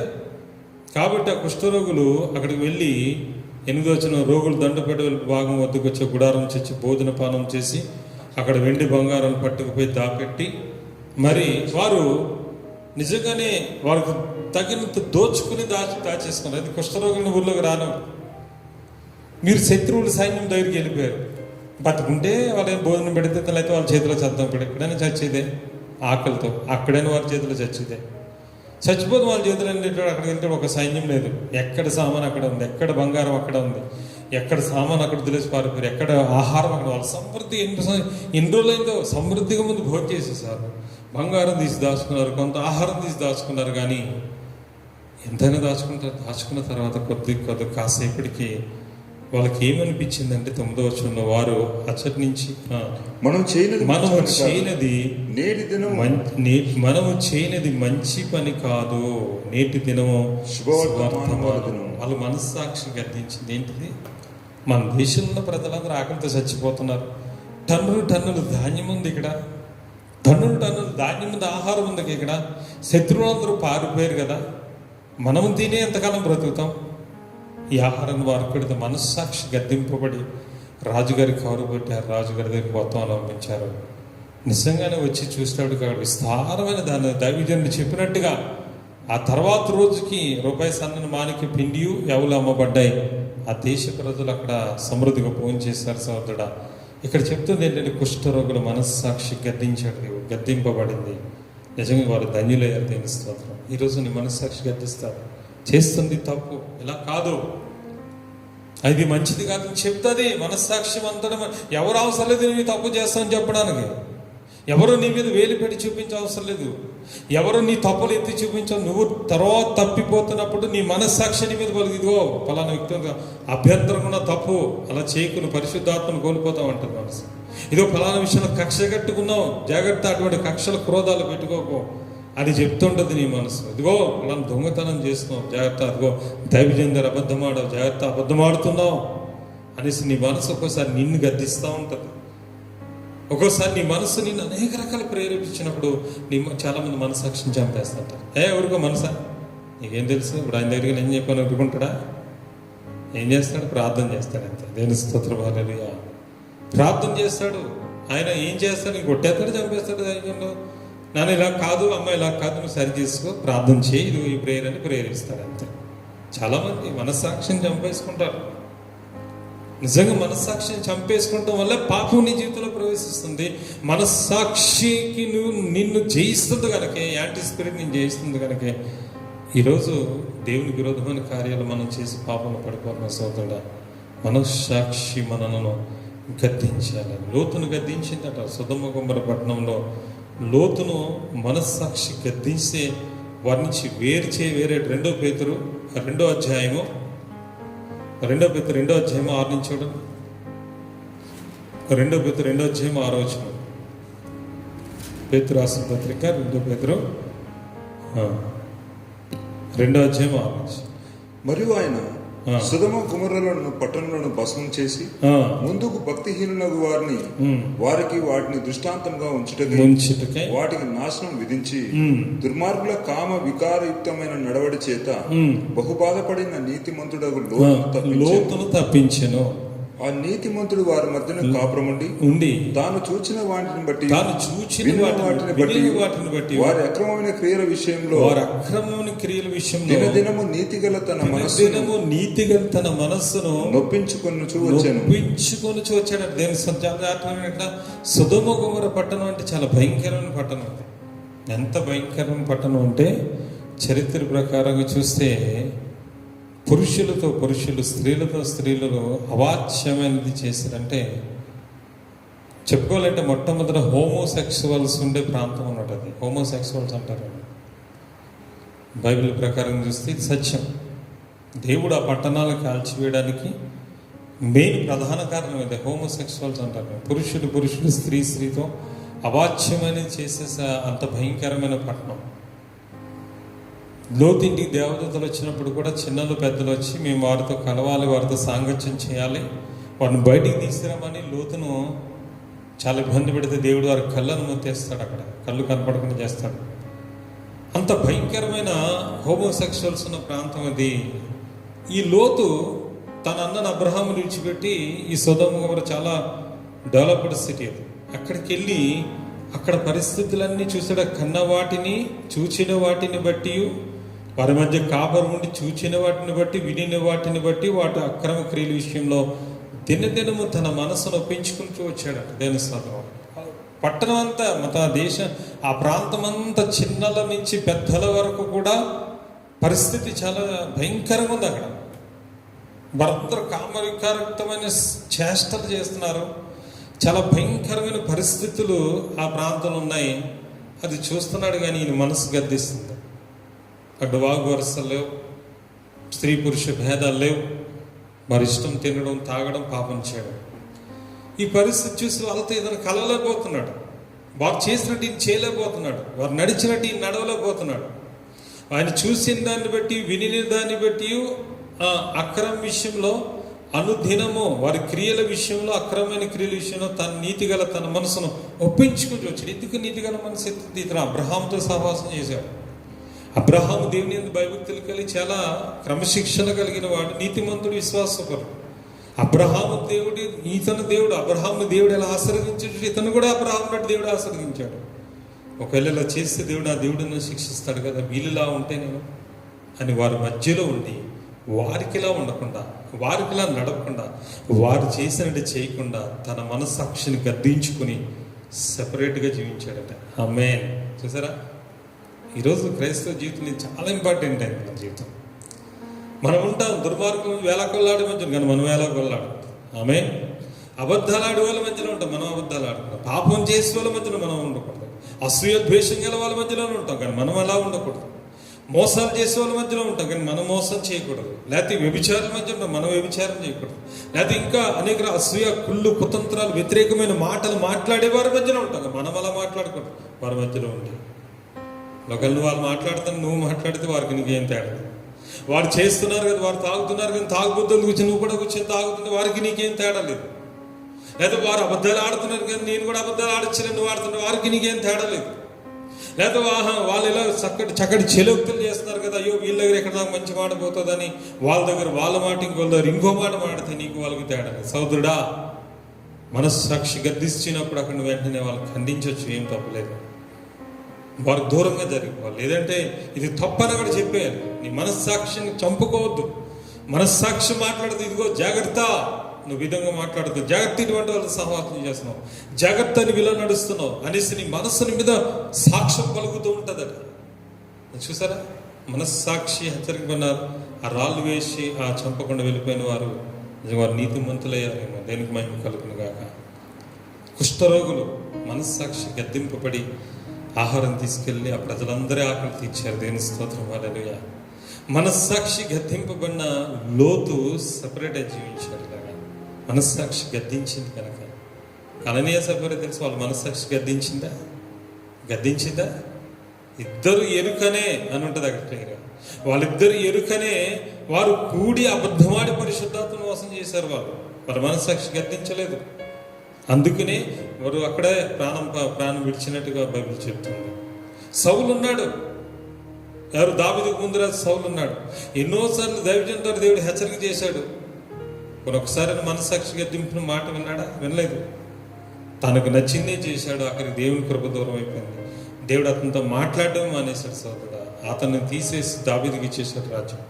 కానీ దావీదు మనస్సాక్షి అతను ఎన్నోసార్లు గద్దించింది. దావీదు, నేను పాపంలోనే పుట్టాను ప్రభా, నేను పాపంలోనే పెరిగాను ప్రభా, నా తల్లి పాపంలో గర్భం ధరించింది, నైనా తండ్రి మరణమై స్వర్గరాని ఓటికొండ వంటి వాడినైతే 51 కీర్తన గ్రంథం ఇదే ఎక్కువ ఆయన ప్రార్థన చేశాడు. క్షమాపణ అడిగాడు, ప్రార్థన చేశాడు ప్రభు దగ్గర. తన మనసంతా గద్దించుకున్నాడు. తండ్రి, నేను పాపిని, నిజమే, నాలో మంచిదేది లేదు, నన్ను క్షమించని ప్రభు పాదాలు పట్టుకుని తన మనస్సాక్షిని సరి చేసుకున్నాడు. తన మనస్సాక్షిని గద్దించుకున్నాడు కనుక ఆత్మపూర్ణుడయ్యాడు. అందుకే అతను వంశంలో యేసు ప్రభు పుట్టారు, దావీదు కుమారుడు అని అంటాడు. తెలుస్తుంది దావీదు అలా ఉన్నాడు కనుకే దేవుని దృష్టిలో నీతిమంతుడయ్యాడు. ఇది చాలా మందికి ఈ మనస్సాక్షి గద్దిస్తూ ఉంటుంది కానీ దాని మాట వినరు. పౌలు గారు చాలా క్లియర్గా చెప్పారు ఈ మనస్సాక్షి గురించి. చాలామంది విగ్రహారాధన దగ్గర భోజనం చేస్తుంటాం. విగ్రహారాధన దగ్గర పెట్టిన తినొచ్చా తినకూడదని అడుగుతారు చాలామంది. విగ్రహాలకు బలి ఇచ్చిన వాటిని తినడం తినకపోవడం గురించి, మనస్సాక్షి గురించి పౌలు గారి మాటలు. చాలామంది విగ్రహాల దగ్గర కానీ పండగలు పెడతారు కదా చాలామంది, మేము ప్రసాదాలు తినొచ్చా లేదని అడుగుతారు. యాక్చువల్గా నీ మనస్సులో ఏదైనా అనుమానం లేదనుకోండి, అది దేవుడు సృష్టించిన పదార్థమే కదా, దానివల్ల నాకేం నష్టం లేదు. అని మనస్సాక్షి బలంగా ఉంటేనే, నీ మనస్సాక్షి బలంగా ఉంటే తినేసి నీకేం ఎఫెక్ట్ రాదు. విగ్రహాలు పెట్టిన పూజలు చేసి తినడానికి ఏం ఎఫెక్ట్ రాదు. ఎందుకు? నీ మనస్సాక్షి బలంగా ఉంటే. నీ మనస్సాక్షి బలహీనమైనది అనుకో, దాన్ని తినకు. దేని స్తోత్రం. చూడండి, 1 కొరింథీ 10వ అధ్యాయం, 1 కొరింథీ 10వ అధ్యాయములో 25 నుంచి 20. మనస్సాక్షి నిమిత్తము ఏ విచారణయు చేయక కటికవాని అంగడిలో అమ్మునదేదో దానిని తినవచ్చు. భూమి ఇప్పుడు చూడండి, మనస్సాక్షి నిమిత్తమై అంగడిలో అమ్మే వస్తువులు ఉంటాయి. అంగడి అంటే దుకాణంలో అమ్మే వస్తువులు ఉంటాయి కదా.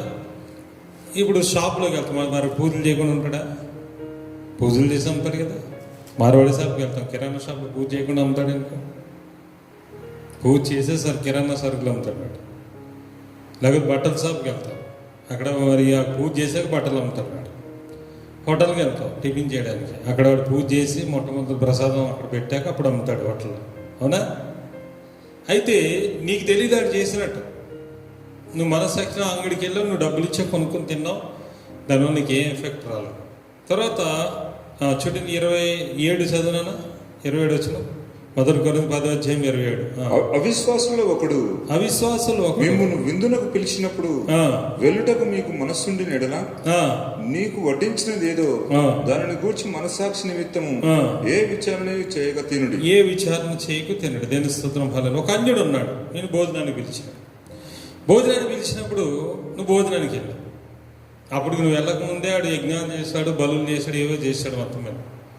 నేను భోజనానికి పిలిచాను, భోజనానికి వెళ్ళిపోయాను. నీ మనస్సాక్షి చాలా స్ట్రాంగ్గా ఉంది. ఎందుకంటే ఏమో పూజలు చేస్తున్నాడేమో, లేకపోతే బలి చేశాడేమో, లేదా అక్కడ పెట్టాడేమో, విగ్రహాలు కూడా పెట్టాడేమో, భయపడితే వెళ్ళావు అనుకో, నీకు అన్నీ ఎఫెక్ట్ స్టార్ట్ అవుతుంది. నీ మనస్సాక్షి బలహీనంగా ఉంటుంది కదా.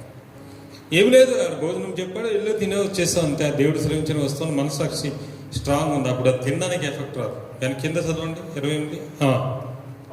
అయితే ఎవడైనాను మీతో ఇది బలి అర్పింపబడినదని చెప్పిన ఎడల అట్లు తెలిపిన వారి నిమిత్తము మనస్సాక్షి నిమిత్తము తినకూడదు. హల్లెలూయా. ఎవడైనా వచ్చి చెప్పాడు, ఇది అయ్యో ఇది బలి అర్పించింది, ఇది పూజల దగ్గర పెట్టింది, ఇది దేవుళ్ళకి అర్పించింది, అది అక్కడ పూజల్లో పెట్టింది, ఇది అటువంటి తినకూడదు కదా మనం అని ఆ వచ్చిన వ్యక్తి నీతో చెప్పాడు అనుకో, అతని మనస్సాక్షి నిమిత్తం నీ మనస్సాక్షి నిమిత్తం అవును కదా దేవుడి విగ్రహాలు పెట్టింది తినవద్దని చెప్పాడు కదా, అది తెలిస్తే నువ్వు అప్పుడు తినకపోవడం, ఎందుకంటే అప్పటికి నీ మనసు బలహీనం అయిపోయింది కనుక. హల్లెలూయా హల్లెలూయా. అందుకే వాని నిమిత్తం మీ నిమిత్తము నీ సొంత మనస్సాక్షి నిమిత్తం కాదు కానీ ఎదుటి వాని మనస్సాక్షి నిమిత్తమే ఇలాగ చెప్పుచున్నాను. హల్లెలూయా. చూడండి సోదరుడా, అదే 1 కొరింథీ 8వ అధ్యాయంలో ఇంకా క్లియర్గా ఉంది. విగ్రహాలు పెట్టిన తిన్న వాటి 8వ అధ్యాయం 7 నుంచి చదువునా. అయితే అందరి యందు ఈ జ్ఞానం లేదు, కొందరిది వరకు విగ్రహమునకు ఆరాధించిన వారు గనుక తాము భుజించు పదార్థములు విగ్రహమునకు బలి ఇవ్వబడినవని ఎంచి భుజించెదరు.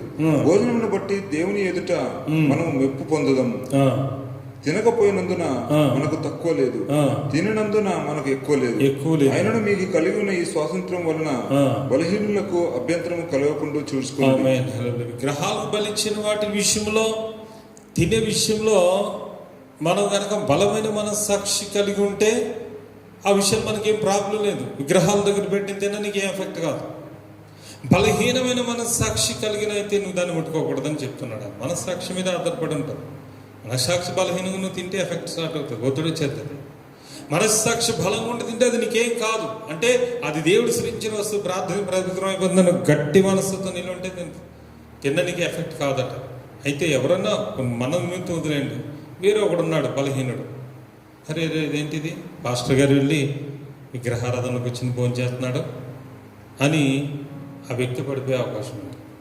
అయ్యో ఇదేంటి సోదరుడు వెళ్ళి అన్యులు భోజనం చేస్తున్నాడని చూస్తే ఆ వ్యక్తి పడిపోయే ప్రమాదం ఉంది. అందరి వ్యక్తులను తినకూడదంట. చూడండి అక్కడ కింద వచనాల్లో ఉంది 10వ వచనం నుంచి చూస్తే, ఏలైనగా జ్ఞానం గల నీవు భోజన పద్ధతిని కూర్చుండగా ఒకడు చూచినడలా బలహీనమైన మనస్సాక్షి గల అతడు విగ్రహములకు బలి ఇవ్వబడిన పదార్థములను తినుటకు ధైర్యం తెచ్చుకుని దేవుని స్తోత్రం. నువ్వు చూసాడానికి ఇంకోటి ధైర్యం వచ్చేస్తుంది వాడికి. ఇంకా బలహీనమైన ఎవడో చూశాడు, పాస్టర్ గారు ఈయన వెళ్ళి బాగానే తినేస్తున్నాడు, అక్కడ మనల్ని ఏం తినద్దని చెప్తారు, ఈయన బాగానే తినేస్తున్నాడు అంటే మనం ముట్టుకోవద్దని చెప్తారు, వీళ్ళు ముట్టుకుని వీళ్ళు మంచిగా తింటున్నారు కదా, నేను తింటే తప్పేంటి. నువ్వు బలమైన మనసు నీకే ఎఫెక్ట్ రాదు. బలహీనమైన మనసు గలవాడు ఒకడు ఉన్నాడు కదా, వాడు నేను చూశాడు కదా, వాడు కనుక ధైర్యం చేసేది వాడు తిన్నాడు అనుకో, వాడు ఎఫెక్ట్ అవుతాడు. అక్కడ మనస్సాక్షి మీద ఆధారపడదు. అందు నిమిత్తం నువ్వు అది తినకూడదట, బలహీనమైన. అందువల్ల క్రీస్తు ఎవరి కొరకు చనిపోయినో ఆ బలహీనుడే నీ సహోదరుడు నీ బట్టి నశిస్తాడు కదా.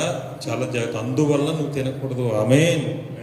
నీ జ్ఞానం వల్ల అతను అంటే మన మనస్సాక్షి బలమైనదే కానీ మనం చూసే వాళ్ళు బలహీనమైన కనుక వారి నిమిత్తం మన జాగ్రత్తగా ఉండాలట. ఎవరి కొరకు క్రీస్తు చనిపోయాడో ఆ ఆత్మ అనేది నీ వల్ల నశించిపోయే ప్రమాదం ఉంది. కనుక ఆ వ్యక్తిని బట్టి, ఆ వ్యక్తి మనస్సాక్షిని బట్టి నువ్వు ఎట్టి పరిస్థితుల్లో విగ్రహాలకు అర్పించిన వాటిని నువ్వు తినకుండా ఉంటే మంచిది. నీ మనస్సాక్షి బలంగా ఉన్నప్పుడు, ఎవరు లేనప్పుడు ఖచ్చితంగా బలహీన వ్యక్తి కాకపోతే ఖచ్చితంగా తినడానికి అది ఎఫెక్ట్. తినమని చెప్తలేదు సోదరుడా, మీరు ఫాస్ట్గా తినమన్నారు, సరే మంచిగా తినేచ్చాను అనుకోకండి. బలమైన మనసు, బైబిల్ ఏదుందో అది చెప్తున్నాను. బలమైన మనస్సాక్షి ఉన్న వ్యక్తి అయితే అతనికి ఏం కాదని ఇక్కడ రాయబడు. మనస్సాక్షి గురించి వస్తుంది కనుక ఈ వాక్యం. కనుక చాలా జాగ్రత్తగా మనం ఆలోచించుకుని ఈరోజు మనస్సాక్షి చాలా గద్దించుకుని దాన్ని మన స్వాధీనంలో పెట్టుకోవాలి. ఈరోజు మన మనస్సు మన మాట స్వాధీనం ఉండాలి. మన మనస్సు మన స్వాధీనంలో ఉండాలి. ఎందుకంటే నీ మనసు నీ స్వాధీనంలోకి వస్తే నువ్వు యోగివి. నీ మనసు కనుక నేను కంట్రోల్ చేస్తే నువ్వు భోగివి. మనసు నీ స్వాధీనంకి వస్తే నువ్వు యోగివి. మనసు స్వాధీనం నువ్వు వెళ్తే నువ్వు భోగివి అని తెలిసి ఎవరు పెద్దలు పలికిన మాట, బైబిల్ది కాదు. మనస్సును స్వాధీనపరచుకోలేదు. ఎందుకో తెలుసా, సామెతలో చక్కటి మాట ఉంటుంది. 16 సామెతలో 16వ అధ్యాయం 32 వచ్చిన చదువునా. 16వ అధ్యాయం 32 వచ్చింది. పరాక్రమశాలి కంటే దీర్ఘశాంతం గలవాడు శ్రేష్ఠుడు. పట్టణము పట్టుకుని వానికంటే తన మనస్సును స్వాధీనపరుచుకునేవాడు శ్రేష్ఠుడు. ఆమేన్. హల్లెలూయా. పరాక్రమశాలి కంటే దీర్ఘశాంతం గలవాడు శ్రేష్ఠుడు. పట్టణం పట్టుకునే కంటే తన మనస్సును స్వాధీనపరుచుకునేవాడే శ్రేష్ఠుడు. అంటే అర్థం ఏంటి? ఈ లోకంలో ఎవరి మీదైనా పోరాటం యుద్ధం చేస్తాం, కానీ తన మనస్సాక్షి మీద తాను పోరాడి మనస్సాక్షిని గెలిచిన వాడే నిజమైన పరాక్రమం దేవుని దృష్టిలో. హల్లెలూయా. తన మనస్సును గెలిచిన వాడే నిజమైన పరాక్రమశాలి. మనస్సు చేతులు ఓడిపోయిన వాడు కదా, మనస్సు చేతులు గెలవాలి. చూడండి, అక్కడ మనస్సు గద్దించగా యేసు ప్రభు కాలం వాళ్ళు రాళ్ళు అక్కడ పారవేశారు. మనస్సు గద్దించగా ఆ కుష్ఠరోగులు వెళ్ళి ఆహారాన్ని అక్కడ ఆకలిగొన్న వారికి ఇచ్చేశారు. మనస్సు గద్దించగా లోతు నిజంగా సుధమ్మ గారి పట్టణంలో వారి అక్రమ క్రియలు, వారు చేసిన క్రియలు తన మనసు సపరేట్గా ఉన్నాడు కనుక ఆ యొక్క అగ్ని ప్రళయంలో తప్పింపబడ్డాడు సోదరుడు. ఈరోజు మనం తప్పింపబడాలంటే ఈరోజు మహాప్రళయ దినాలు ఉన్నాయి. ఈరోజు కరోనా వైరస్ అనే మహాప్రళయం ఈరోజు చుట్టేసింది ప్రపంచాన్ని. ఈరోజు అంత భయంకరమైన పరిస్థితి చుడుతుంది. ఎందుకు? మానవులు చేసిన పాపం వల్లే కదా. ఆ పాపం వల్ల తెగులు రాజుకుంది. ఆ తెగులు మన గుడారాన్ని సమీపించబడదంటే సోదరుడు ఈరోజు క్రీస్తు యేసు రక్తం మన జీవితాల్లో ఉండాలి. మన ఆయన దగ్గర మన ప్రతి పాపం కడుక్కోవాలంటే ముందుగా నీ మనస్సాక్షి శుద్ధి చేయబడాలి. హల్లెలూయా. చాలామంది మనస్సాక్షి శుద్ధి మనస్సాక్షి చాలా భయంకరంగా ఉంటుందని మొదటి తిమోతిలో పౌలు గారు అంటారు.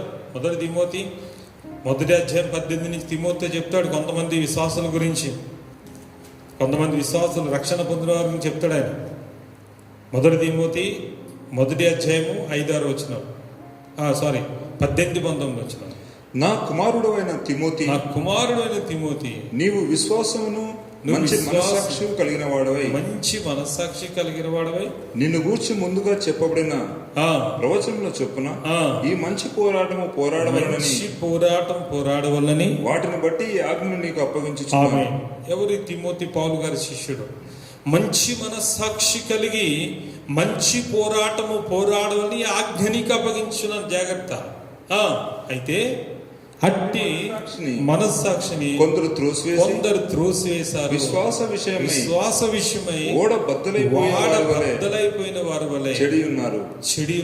వారిలో హుమయును అలెగ్జాంద్రును ఉన్నారు. వీరు దూషింపబడకున్నట్లు శిక్షింపబడుటకై వీరిని సాతానునకు అప్పగించింది. ఇప్పుడు ఇక్కడ హుమనైను అలెగ్జాంద్రు అనే ఇద్దరు వ్యక్తుల గురించి చెప్తున్నాడు పౌలు గారు. వారికి వాడ బద్దలైపోయినంత విశ్వాసం అన్నమాట. వాడ బద్దలైపోయినంత విశ్వాసం అంటారు. యెహోషాపాతు అహాజు అనే ఒక దుర్మార్గుడితో స్నేహం చేసి వాడను తయారు చేస్తాడు. ఆ వాడలు మధ్యలోనే బద్దలైపోతాయి. ఒక యెహోవా ప్రవక్త ప్రవచించిన తర్వాత ఆ వాడలు మధ్యలోనే బద్దలైపోయినాయి అనమాట. అంటే సోదరు చాలా మంది జీవితం ఎలా ఉందంటే వాడ బద్దలైపోయిన విశ్వాసం. అంటే ఈ హుమనైన అలెగ్జాంద్రు అని ఎవరో తెలుసా? వారు కూడా పౌలు ద్వారా ప్రభు యేసుక్రీస్తుని అంగీకరించిన వాళ్ళు, రక్షణలోకి వచ్చారు. వారు కూడా బాప్తిసం పొందారు, సేవలో ఉపయోగపడ్డారు. కానీ వీరు ఏం చేశారంటే వాడబద్దలైపోయిన విశ్వాసం ఎంత భయంకర. అలా వీరు చాలా మంది విశ్వాసాన్ని పాడు చేసేసారు. పౌలుకి చాలా కీడుతాలు పెట్టారు. పౌలు గారి గురించి చాలా కీడుతాలు. సంఘంలో ఉంటేనే సంఘంలో ఉన్న విశ్వాసాన్ని పాడుకొట్టేశారు. సంఘంలో ఉంటేనే చాలా చెప్పుడు పాటలు చాలా మందిని పాడు చేశారంట. వీళ్ళ గురించి ఇంకా క్లియర్గా వ్రాయబడి ఉంది. 2 తిమోతిలో వీళ్ళ గురించి క్లియర్ రాయబడి ఉంది. చూడండి 2వ తిమోతి 2వ అధ్యాయము చూడండి 16-17 చూస్తే అపవిత్రమైన వట్టి మాటలు వినుకుడవై ఉండుము. అట్టి మాట్లాడు వారు మరి ఎక్కువగా భక్తిహీనులవుదురు. కొరుకుడు వారి మాటలు ప్రాకను. వారిలో హుమయును ఉన్నారు. వారు పునరుద్ధానం గతించనని చెప్పుచు సత్యము తప్పిపోయి కొందరు విశ్వాసమును జరుపుచున్నారు. వీరు ఏం చేశారంటే హుమనైను పిలేతు అలెగ్జాంద్రు అనే వారు పునరుద్ధానం లేదు, స్వార్థంతో ఉంటిదే, పౌలంత మోసగాడు, అబద్ధాలు ఆడుతున్నాడు, ఇదే యేసుక్రీస్తు రక్షణ ఏమి లేదని సంఘములో ఉంటేనే చాలా మంది విశ్వాసాన్ని పాడు చేసేసారు. దైవజన్ గురించి చెప్పుడు మాటలు చెప్పి, దైవజన్ గురించి చెడు అబద్ధాలు చెప్పి, వ్యతిరేకమైన మాటలు మాట్లాడి చాలా మంది విశ్వాసాన్ని పడగొట్టేశారంట. అందుకే పౌలు గారు బాధపడి వీళ్ళని అప్పుడు ఏం చేయాలో తెలియక వీళ్ళలా ఉండొద్దని చెప్తున్నాడు వారికి. నా కుమారుడు తిమోతి, వాడ బద్దలైపోయిన వారి విశ్వాసంలో ఉండకు, వాళ్ళే ఉండకు. ఇలా పరిస్థితి చాలా భయంకరంగా ఉంది.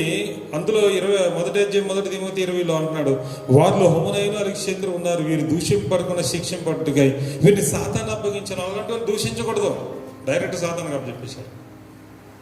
ఆమె అర్థమవుతుందా? వాళ్ళు దూషించారు, మనం దూషిస్తే ఏం తేడా ఉంది? వాళ్ళు దింగించారు, మనం నిందించకూడదట. అలాంటి వారిని ఏం చేశాడు, డైరెక్ట్గా సాతానుకు అప్పచెప్పాడట. సాతానుకు అప్పచెప్పేశాడు. హుమనైన అలెగ్జాంద్రు పిలేతు అన్న వారి గురించి పౌలు గారు సోదరుడు మనస్సాక్షి బాలేదు కనుక వారి సంఘంలో ఉంటే అనేక మంది విశ్వాసాన్ని పాడు చేశారు. ఈ అలెగ్జాంద్రును చాలా కీడుతాలు పెట్టిన పౌలు ఆ తిమోతి రాసిన పత్రికలోనే మాట్లాడుతుంది అలెగ్జాంద్రు గురించి. అలెగ్జాంద్రు, హుమనైన పిలేతు అనే ముగ్గురు వ్యక్తులు సంఘాన్ని పాడు చేశారు. ఆ రోజుల్లో పౌలుకు వ్యతిరేకంగా ప్రకటన చేశారు. చాలామంది విశ్వాసాన్ని పాడు చేశారు. వీళ్ళని ఏమన్నా వాడబద్దలైపోయిన వారి మనస్సాక్షి అన్నమాట. తర్వాత ఇంకొక మనస్సాక్షి ఉంది, వాత వేయబడిన మనస్సాక్షి. ఇంకో మనస్సాక్షి అంటే అదే 1 తిమోతి 4వ అధ్యాయం మొదటి నుంచి చూడండి. మీరు వాత వేయబడిన వీళ్ళు వేరే రకం. అయితే కడవరి దినములలో కొందరు అబద్ధికుల వేషధారణ వలన మోసపరచు ఆత్మలయందును దయ్యంలో బోధయందును లక్ష్యమించి విశ్వాస భ్రష్టులగుదురని తేటగా చెప్పుచున్నాడు. ఆమేన్, హల్లెలూయా. చూడండి, కొందరు ఏం చేస్తారంటే సత్యమైన బోధకు ఆ మనస్సు పెట్టరండి. వీళ్ళు సత్యం ఎక్కడ అది నచ్చదు, గద్దింపు వాక్యాలు నచ్చవు, బుద్ధి చెప్పే వాక్యాలు నచ్చవు. వీరికి ఎలా ఉండాలంటే పై పోతా పొగుడుతూ ఉండాలి, వీళ్ళని ఘనపరుస్తూ ఉండాలి. పాస్టర్ గారు ఇప్పుడు కూడా వీళ్ళకి ఎలా ఉండాలంటే వీళ్ళు చాలా గొప్ప గొప్ప గొప్ప అని వీళ్ళ ముందు డబ్బాలు కొడుతూ ఉండాలి. అటువంటిప్పుడు మా దైవజనం చాలా మంచోడు అని చెప్పొచ్చు. కానీ దేవుని నిజమైన బోధ ఖండితం ఉంటుంది, గద్దించేది ఉంటుంది, బుద్ధి చెప్పేది ఉంటుంది. కానీ చాలామంది ఏం చేస్తారు, కడవరి దినాలు ఈ దెయ్యముల బోధ ఎందు లక్ష్యముంచి విశ్వాస భ్రష్టులవుతారు. పైగా వీళ్ళు ఆ అబద్ధికులు వాత వేయబడిన మనస్సాక్షి గల వారై వివాహము నిషేధించుచు సత్య విషయమై అనుభవ జ్ఞానం గల విశ్వాసులు కృతజ్ఞతాస్తుతులు చెల్లించి పుచ్చుకుని నిమిత్తము దేవుడు సృజించిన ఆహార వస్తువులను కొన్నిటిని తినుట మానవరని చెప్పుచుంది. వీళ్ళ యొక్క పరిస్థితి ఎలా ఉంటుందంటే, ఈ వాత వేయబడిన మనస్సాక్షి కలిగిన దెయ్యముల బోధ ఎందు లక్ష్యమించిన వారు ఈ వాత వేయబడిన మనస్సాక్షి వచ్చేస్తుంది అనమాట. సత్యాన్ని నమ్మరు వాళ్ళు. కళ్ళాలు తప్పంటారు, ఏసు రక్తం తప్పంటారు, లేకపోతే ఇలా తీసుకోవాలి అలా తీసుకోకూడదు అంటారు, లేకపోతే ఇంకొకరు ఎవరది చెప్పి ఇంకేదో చేయాలి అంటారు. జెండాగంది నుంచి వెళ్ళిపో, బాప్తిస్మం జెండాగంది నుంచి వెళ్ళిపోతారు. ఆమేన్, హల్లెలూయా. నిజమే. ఇప్పుడు క్రైస్తవులు క్యాండిల్స్ వెలిగిస్తారండి. క్యాండిల్స్ వెలిగించి బైబిల్లో ఉందా? క్యాండిల్స్ వెలిగిస్తారు. మరి ఎవరో చెప్పారు అది అలా. మరి ఈస్టర్కి పొద్దునే సమాధుల దగ్గరికి వెళ్ళిపోతారు. వెళ్ళమని ఉందా? సమాధులకి వెళ్ళి సమాధులు పూజ చేసి వచ్చేస్తారు. అది లేదు. మరి క్రిస్మస్ ట్రీ పెట్టేస్తాం. అసలు బైబిల్లో ఉందా క్రిస్మస్ ట్రీ? ఉందా చెప్పండి. క్రిస్మస్ ట్రీ బైబిల్లో లేదు కానీ క్రిస్మస్ ట్రీ పెట్టేస్తాం. అది బైబిల్లో లేవు, ఇవన్నీ బైబిల్లో లేనివే. మరి అవి పాటించేస్తాం. కానీ బైబిల్లో ఉన్న ప్రభు రక్తంలో పాల్గొంటే తప్పంటారు. కళల ప్రార్థన దేవుడు వేరే, అది అంతా అబద్ధం పోదంటారు. వీళ్ళు ఎలా ఉన్నారంటే వాత వేయబడిన మనస్సాక్షి. వీరు ప్రభు రక్తం కానీ ఇటువంటి ప్రార్థన నమ్మరు, కానీ కల్పన కథలంటే బాగా నమ్ముతారు. హల్లెలూయా. వీళ్ళని వాత వేయబడిన మనస్సాక్షి అని పౌలు గారు చెప్పారు. దేవుని స్తోత్రం కలుగును గాక. హల్లెలూయా, హల్లెలూయా. ఎంత బలహీనమైన మనస్సాక్షి గల వారిని కూడా మనం చూస్తాం. దేనికి మహిమ కలుగును గాక. ఈరోజు మనము అపవిత్రమైన మనస్సాక్షి మనలో ఉండకూడదు. తీతు రాసిన పత్రిక 1వ అధ్యాయము 15వ వచనం. అపవిత్రం లేని మనస్సాక్షి కలిగి ఉన్నాడు. తీతు 1వ అధ్యాయం 15. పవిత్రులకు అన్నయ్య పవిత్రంలే కానీ అపవిత్రులకు అవిశ్వాసులకును ఏది పవిత్రమైనది కాదు. వారి మనస్సాక్షి అపవిత్రపరచబడి ఉన్నవి. వారి మనస్సాక్షియు అపవిత్రపరచబడి ఉన్నది. దేవుని ఎరుగుదమని వారు చెప్పుకుందరు, కానీ అసహ్యులను అవిధేయులను ప్రతి సత్కార్యము విషయము భ్రష్టులనై ఉండి తమ క్రియల వలన ఆయనను ఎరుగమన్నట్టున్నారు. వీరెవరంటే అపవిత్రమైన మనస్సాక్షి కలిగిన వారు. ఈ అపవిత్రమైన మనస్సాక్షి కలిగిన వారి పరిస్థితి ఎలా ఉంటుందంటే, సోదరుడా, దేవుని ఎరుగుతామని చెప్పుకుంటారు.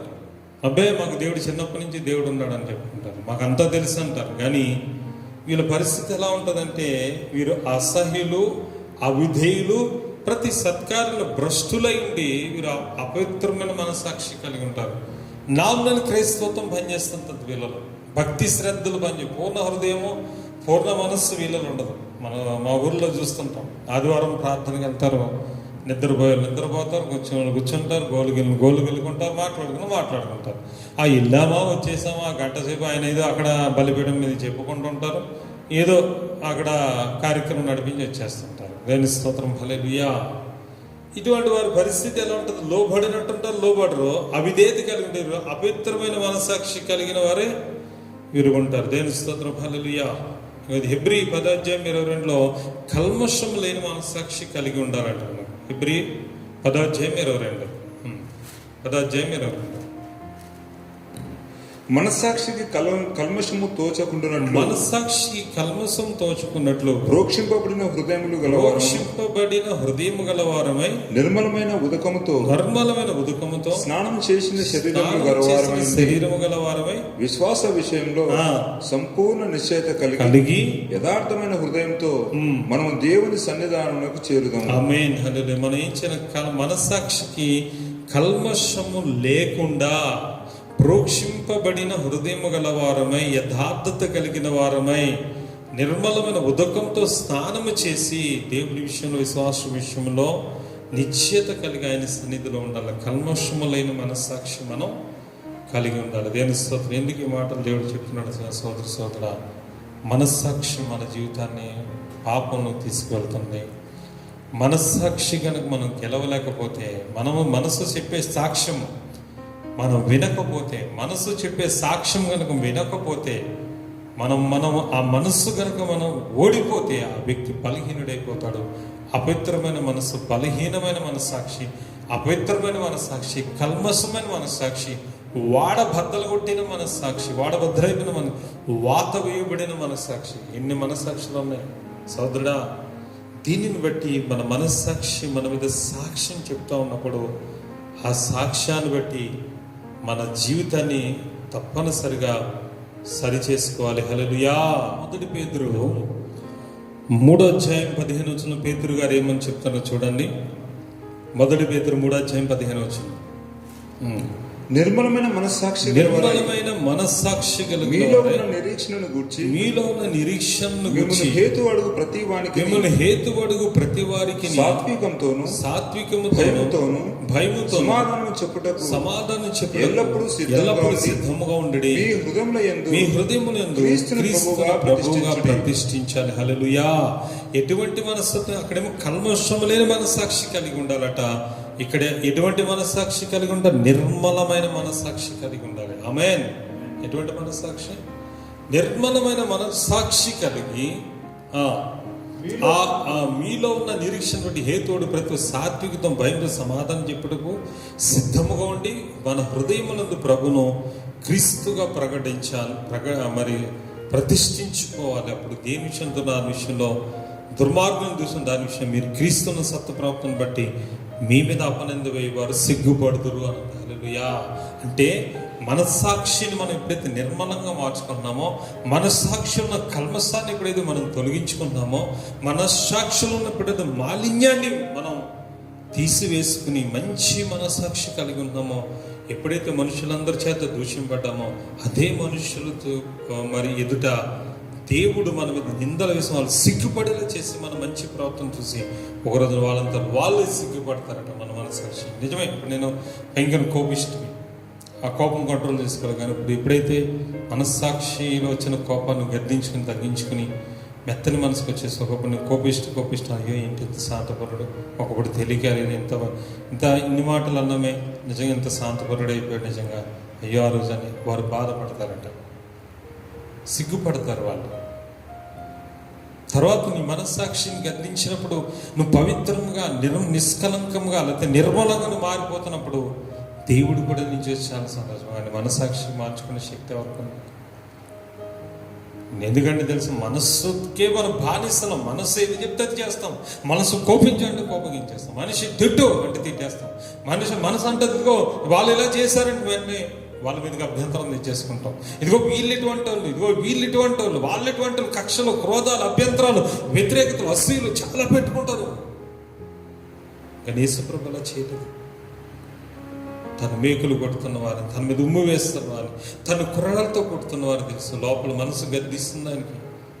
ఇదిగో నిన్ను ఇంతగా హింసిస్తున్నారు కదా, వాళ్ళని శపించన్న మాట ఆయనకి రాలేదు, ఆ మనసు ఆయనకి లేదు. కానీ తండ్రి మీరు ఏం చేస్తున్నారో తెలియదు కానీ వీరికి క్షమించమన్నాడు. నిజంగా అంత మంచి మనస్సాక్షి ఉండే వేసేది. అటువంటి మనస్సాక్షి ఉండాలన్నా, అటువంటి మనస్సాక్షి రావాలంటే ముందు నీ మనస్సాక్షి ఏసు రక్తం ద్వారా కడగకూడదు. ఏం ద్వారా? ఏసు రక్తం ద్వారా. ఆ వాక్యం ఎబ్రీ రాసిన 9:14 చదివితే, ఎబ్రీ రాసిన 9 మనస్సాక్షి ఎలా కడగబడుతుంది, ఏ విధంగా కడగబడుతుంది? ఎబ్రీ 9:14 నిత్యుడగు ఆత్మ ద్వారా తన్ను తాను దేవునికి నిర్దోషినిగా అర్పించి క్రీస్తు యొక్క రక్తము నిర్జీవ క్రియలను విడిచి జీవము గల దేవుని సేవించుటకు మీ మనస్సాక్షిని ఎంతో ఎక్కువగా శుద్ధి చేస్తుంది. హల్లెలూయా. మనస్సాక్షి కడగబడాలంటే సహోదరి సోదరుడా ఒకటేంటట? యేసు రక్తము. మనస్సాక్షిని శుద్ధి చేయును మన యేసయ్యా రక్తము. మనస్సాక్షిని శుద్ధి చేయును మన యేసయ్యా రక్తము. మన శిక్షను తొలగించెను, సంహారమునే తప్పించెను. యేసు రక్తము రక్తము రక్తము. ఏంటిది? నిత్యుడకు ఆత్మ ద్వారా తన్ను తాను దేవునికి నిర్దోషినిగా సమర్పించుకున్న క్రీస్తు యొక్క రక్తము మన్నున్న నిర్జీవ క్రియలు తీసివేసి జీవము గల దేవుని వైపు తిప్పడానికి సహాయం చేసేది యేసు క్రీస్తు యొక్క రక్తమే. హల్లెలూయా. దానికి మనస్సాక్షికి మందు ఒక్కటే, యేసు క్రీస్తు యొక్క రక్తం. రెండోది ఆయన యొక్క వాక్యమనే స్నానం. హల్లెలూయా. నిజం. మనస్సాక్షి కడగబడాలి, కల్మషం పోవాలని ఉదక స్నానం కావాలి వాక్యం ద్వారా. దేవుని స్తోత్రం. మూడోది కూడా పరిశుద్ధాత్మ చేత మనస్సాక్షి శుద్ధీకరింపబడతాడు. పరిశుద్ధాత్మ దేవుడు ఎప్పుడైతే మన హృదయంలోకి వస్తాడో మన మనస్సాక్షి బాగుంటుంది. అందుకే మనం చేయాల్సింది ఒకటే, మనస్సాక్షి బాగోవాలంటే మనస్సాక్షి నిన్ను గద్దిస్తున్నప్పుడు మంచి మనస్సాక్షి నేను చెడు మనస్సాక్షి పాపం నేను మంచి చేత చెడుని జయించగలగాలంటే ముందు నీలో మంచి బలపడాలి. దానికి నువ్వేం చేయాలి? పాటలతో, స్తుతులతో, వాక్యాలతో, ప్రార్థనలతో, వాక్యంతో ఎక్కువ గడపాలి. చెడు వాటి మీద నీ మనసు దాన్ని గద్దించి తీసుకొచ్చి మంచి వాటి మీద కేంద్రీకరించాలి. చెడు వాటి మీదకి నీ మనసు లాక్కెళ్ళిపోతుంటుంది. చెడు దృశ్యాల మీద చూడాలని, చెడు మాటలు వినాలని, చెడు చూపులు చూడాలని, చెడు ఆలోచనలు ఎంత బాగుంటుందో చూడ. తలంపుల స్వీట్గా ఉంటాయి ఇక్కడ సోదరుడు. అవి తీసుకొచ్చేసి గద్దించే మనసు జాగ్రత్త, అలా ఆలోచించుకో.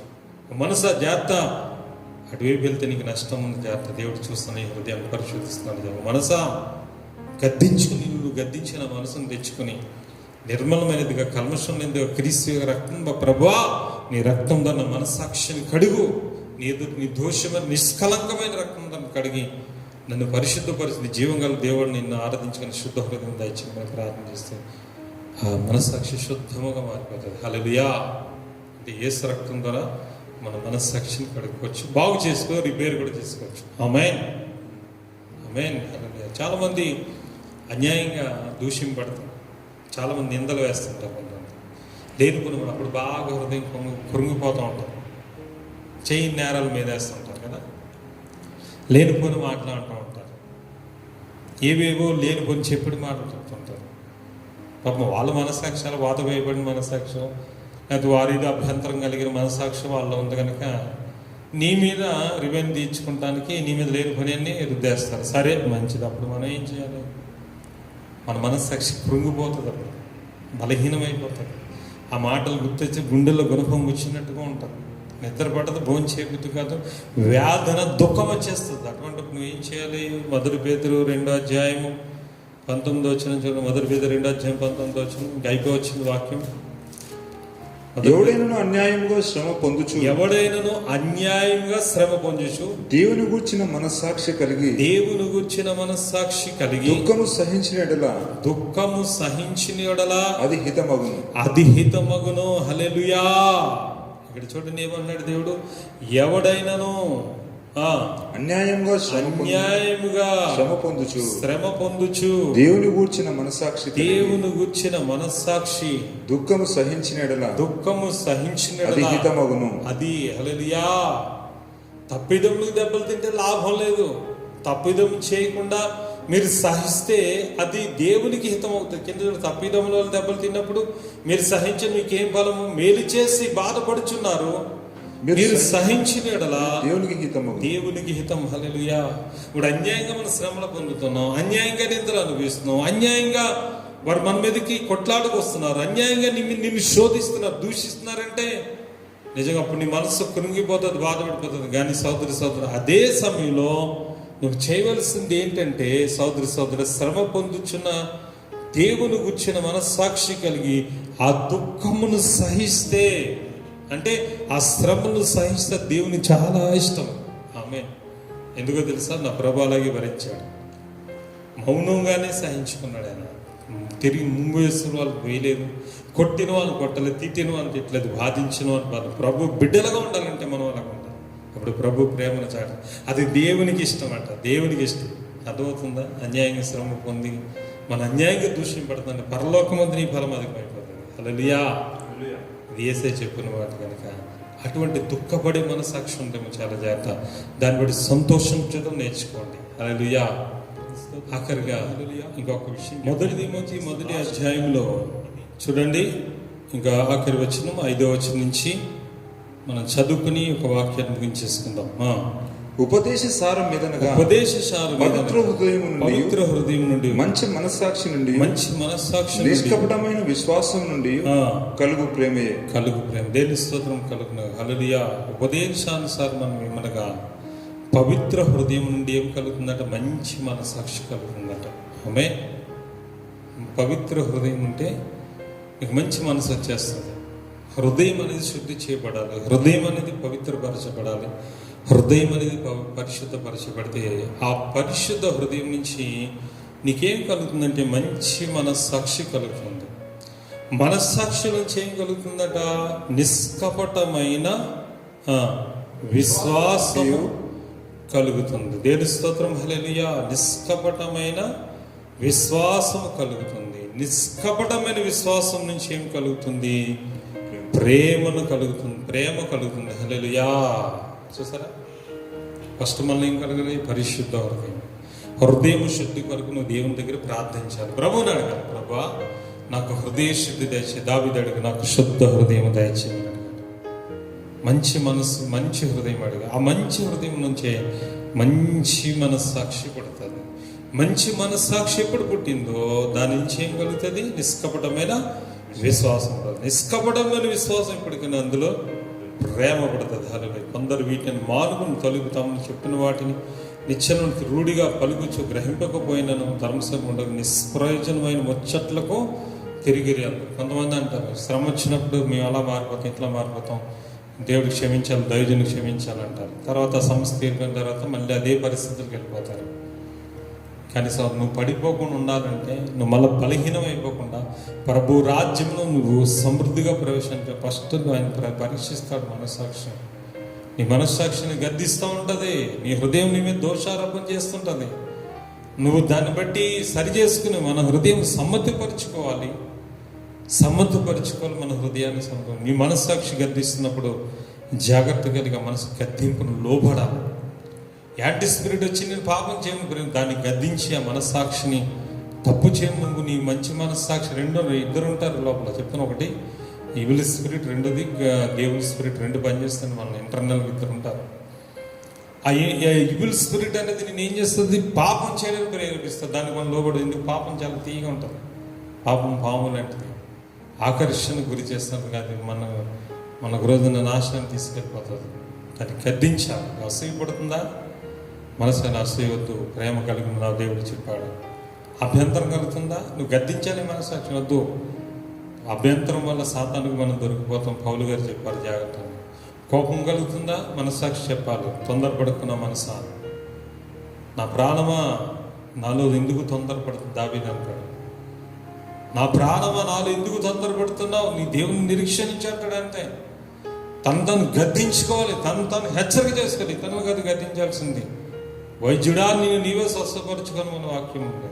మనమే హెచ్చరిక. మన మనస్సు ద్వారా మన మనస్సును బాగు చేసుకునే శక్తి ఉన్నారు. పరాక్రమశాలి కంటే తన మనస్సును బాగు చేసుకుని జయించువాడే పరాక్రమశాలి.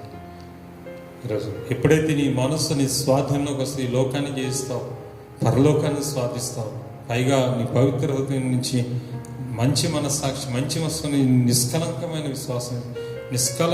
విశ్వాసం నుంచి నీకు ప్రేమ కలుగుతుంది. దేవుని దృష్టిలో ధన్యుడు అవుతాయి. ఆయన రాకల్లో సమృద్ధిగా ఆయన రాజ్యంలో ప్రవేశం దొరుకుతుంది. సోదరుడు, ఈ వాక్యాన్ని కూడా మనం సరి చేసుకుందాం. దేవుడు తన ఇంట్లో కొద్ది మాటలు దీవించిన సోదరుడా, మరి ఎంతమందికి అర్థమైంది వాక్యం అనేది ఒకసారి పరిశుద్ధాత్మ దేవుడిని అడుగుతున్నాడు. ఆలోచిద్దాం ఒకసారి. మన మనస్సాక్షి గురించి పరీక్షించుకుందాం. మన మనస్సాక్షి మన స్వాధీనం ఉందా లేదా? మన మనస్సాక్షి చెప్పిన మాటను విని మనం లోపడిపోతున్నామా? లేకపోతే మనస్సాక్షి మనం ఓడిస్తుందా?